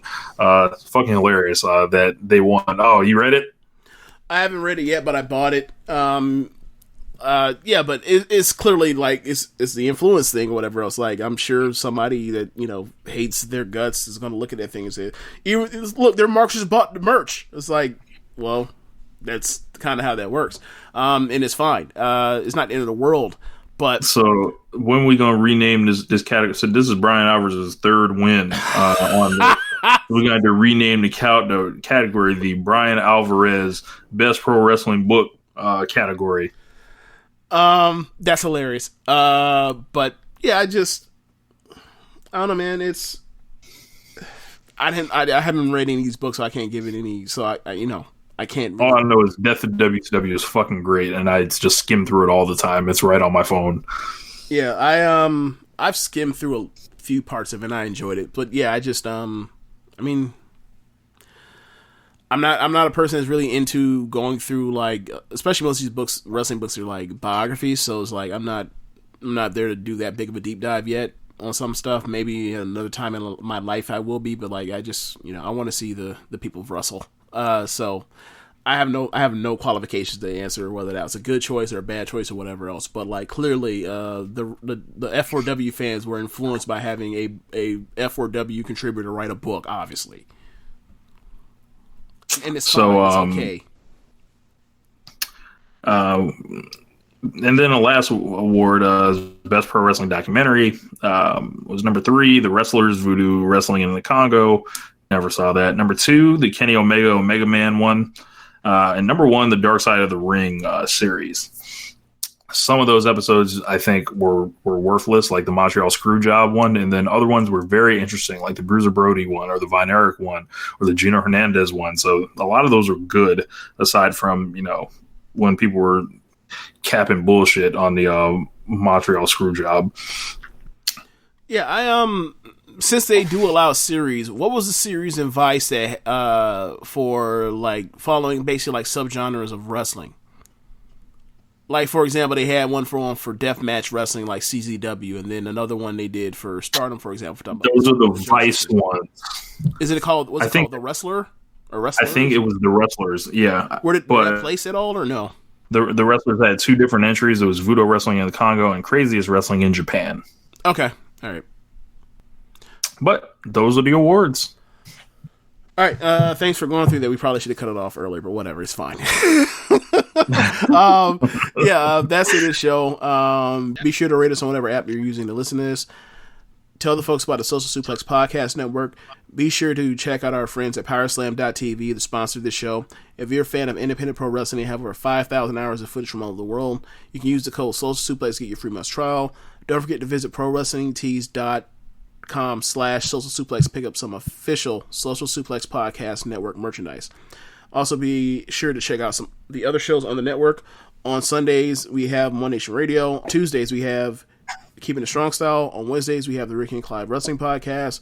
Every other Wednesday, we have Grown Man Watches Shit. On Fridays, we have Get in the Ring. And on Saturdays, we have All Things Elite. Thanks for listening.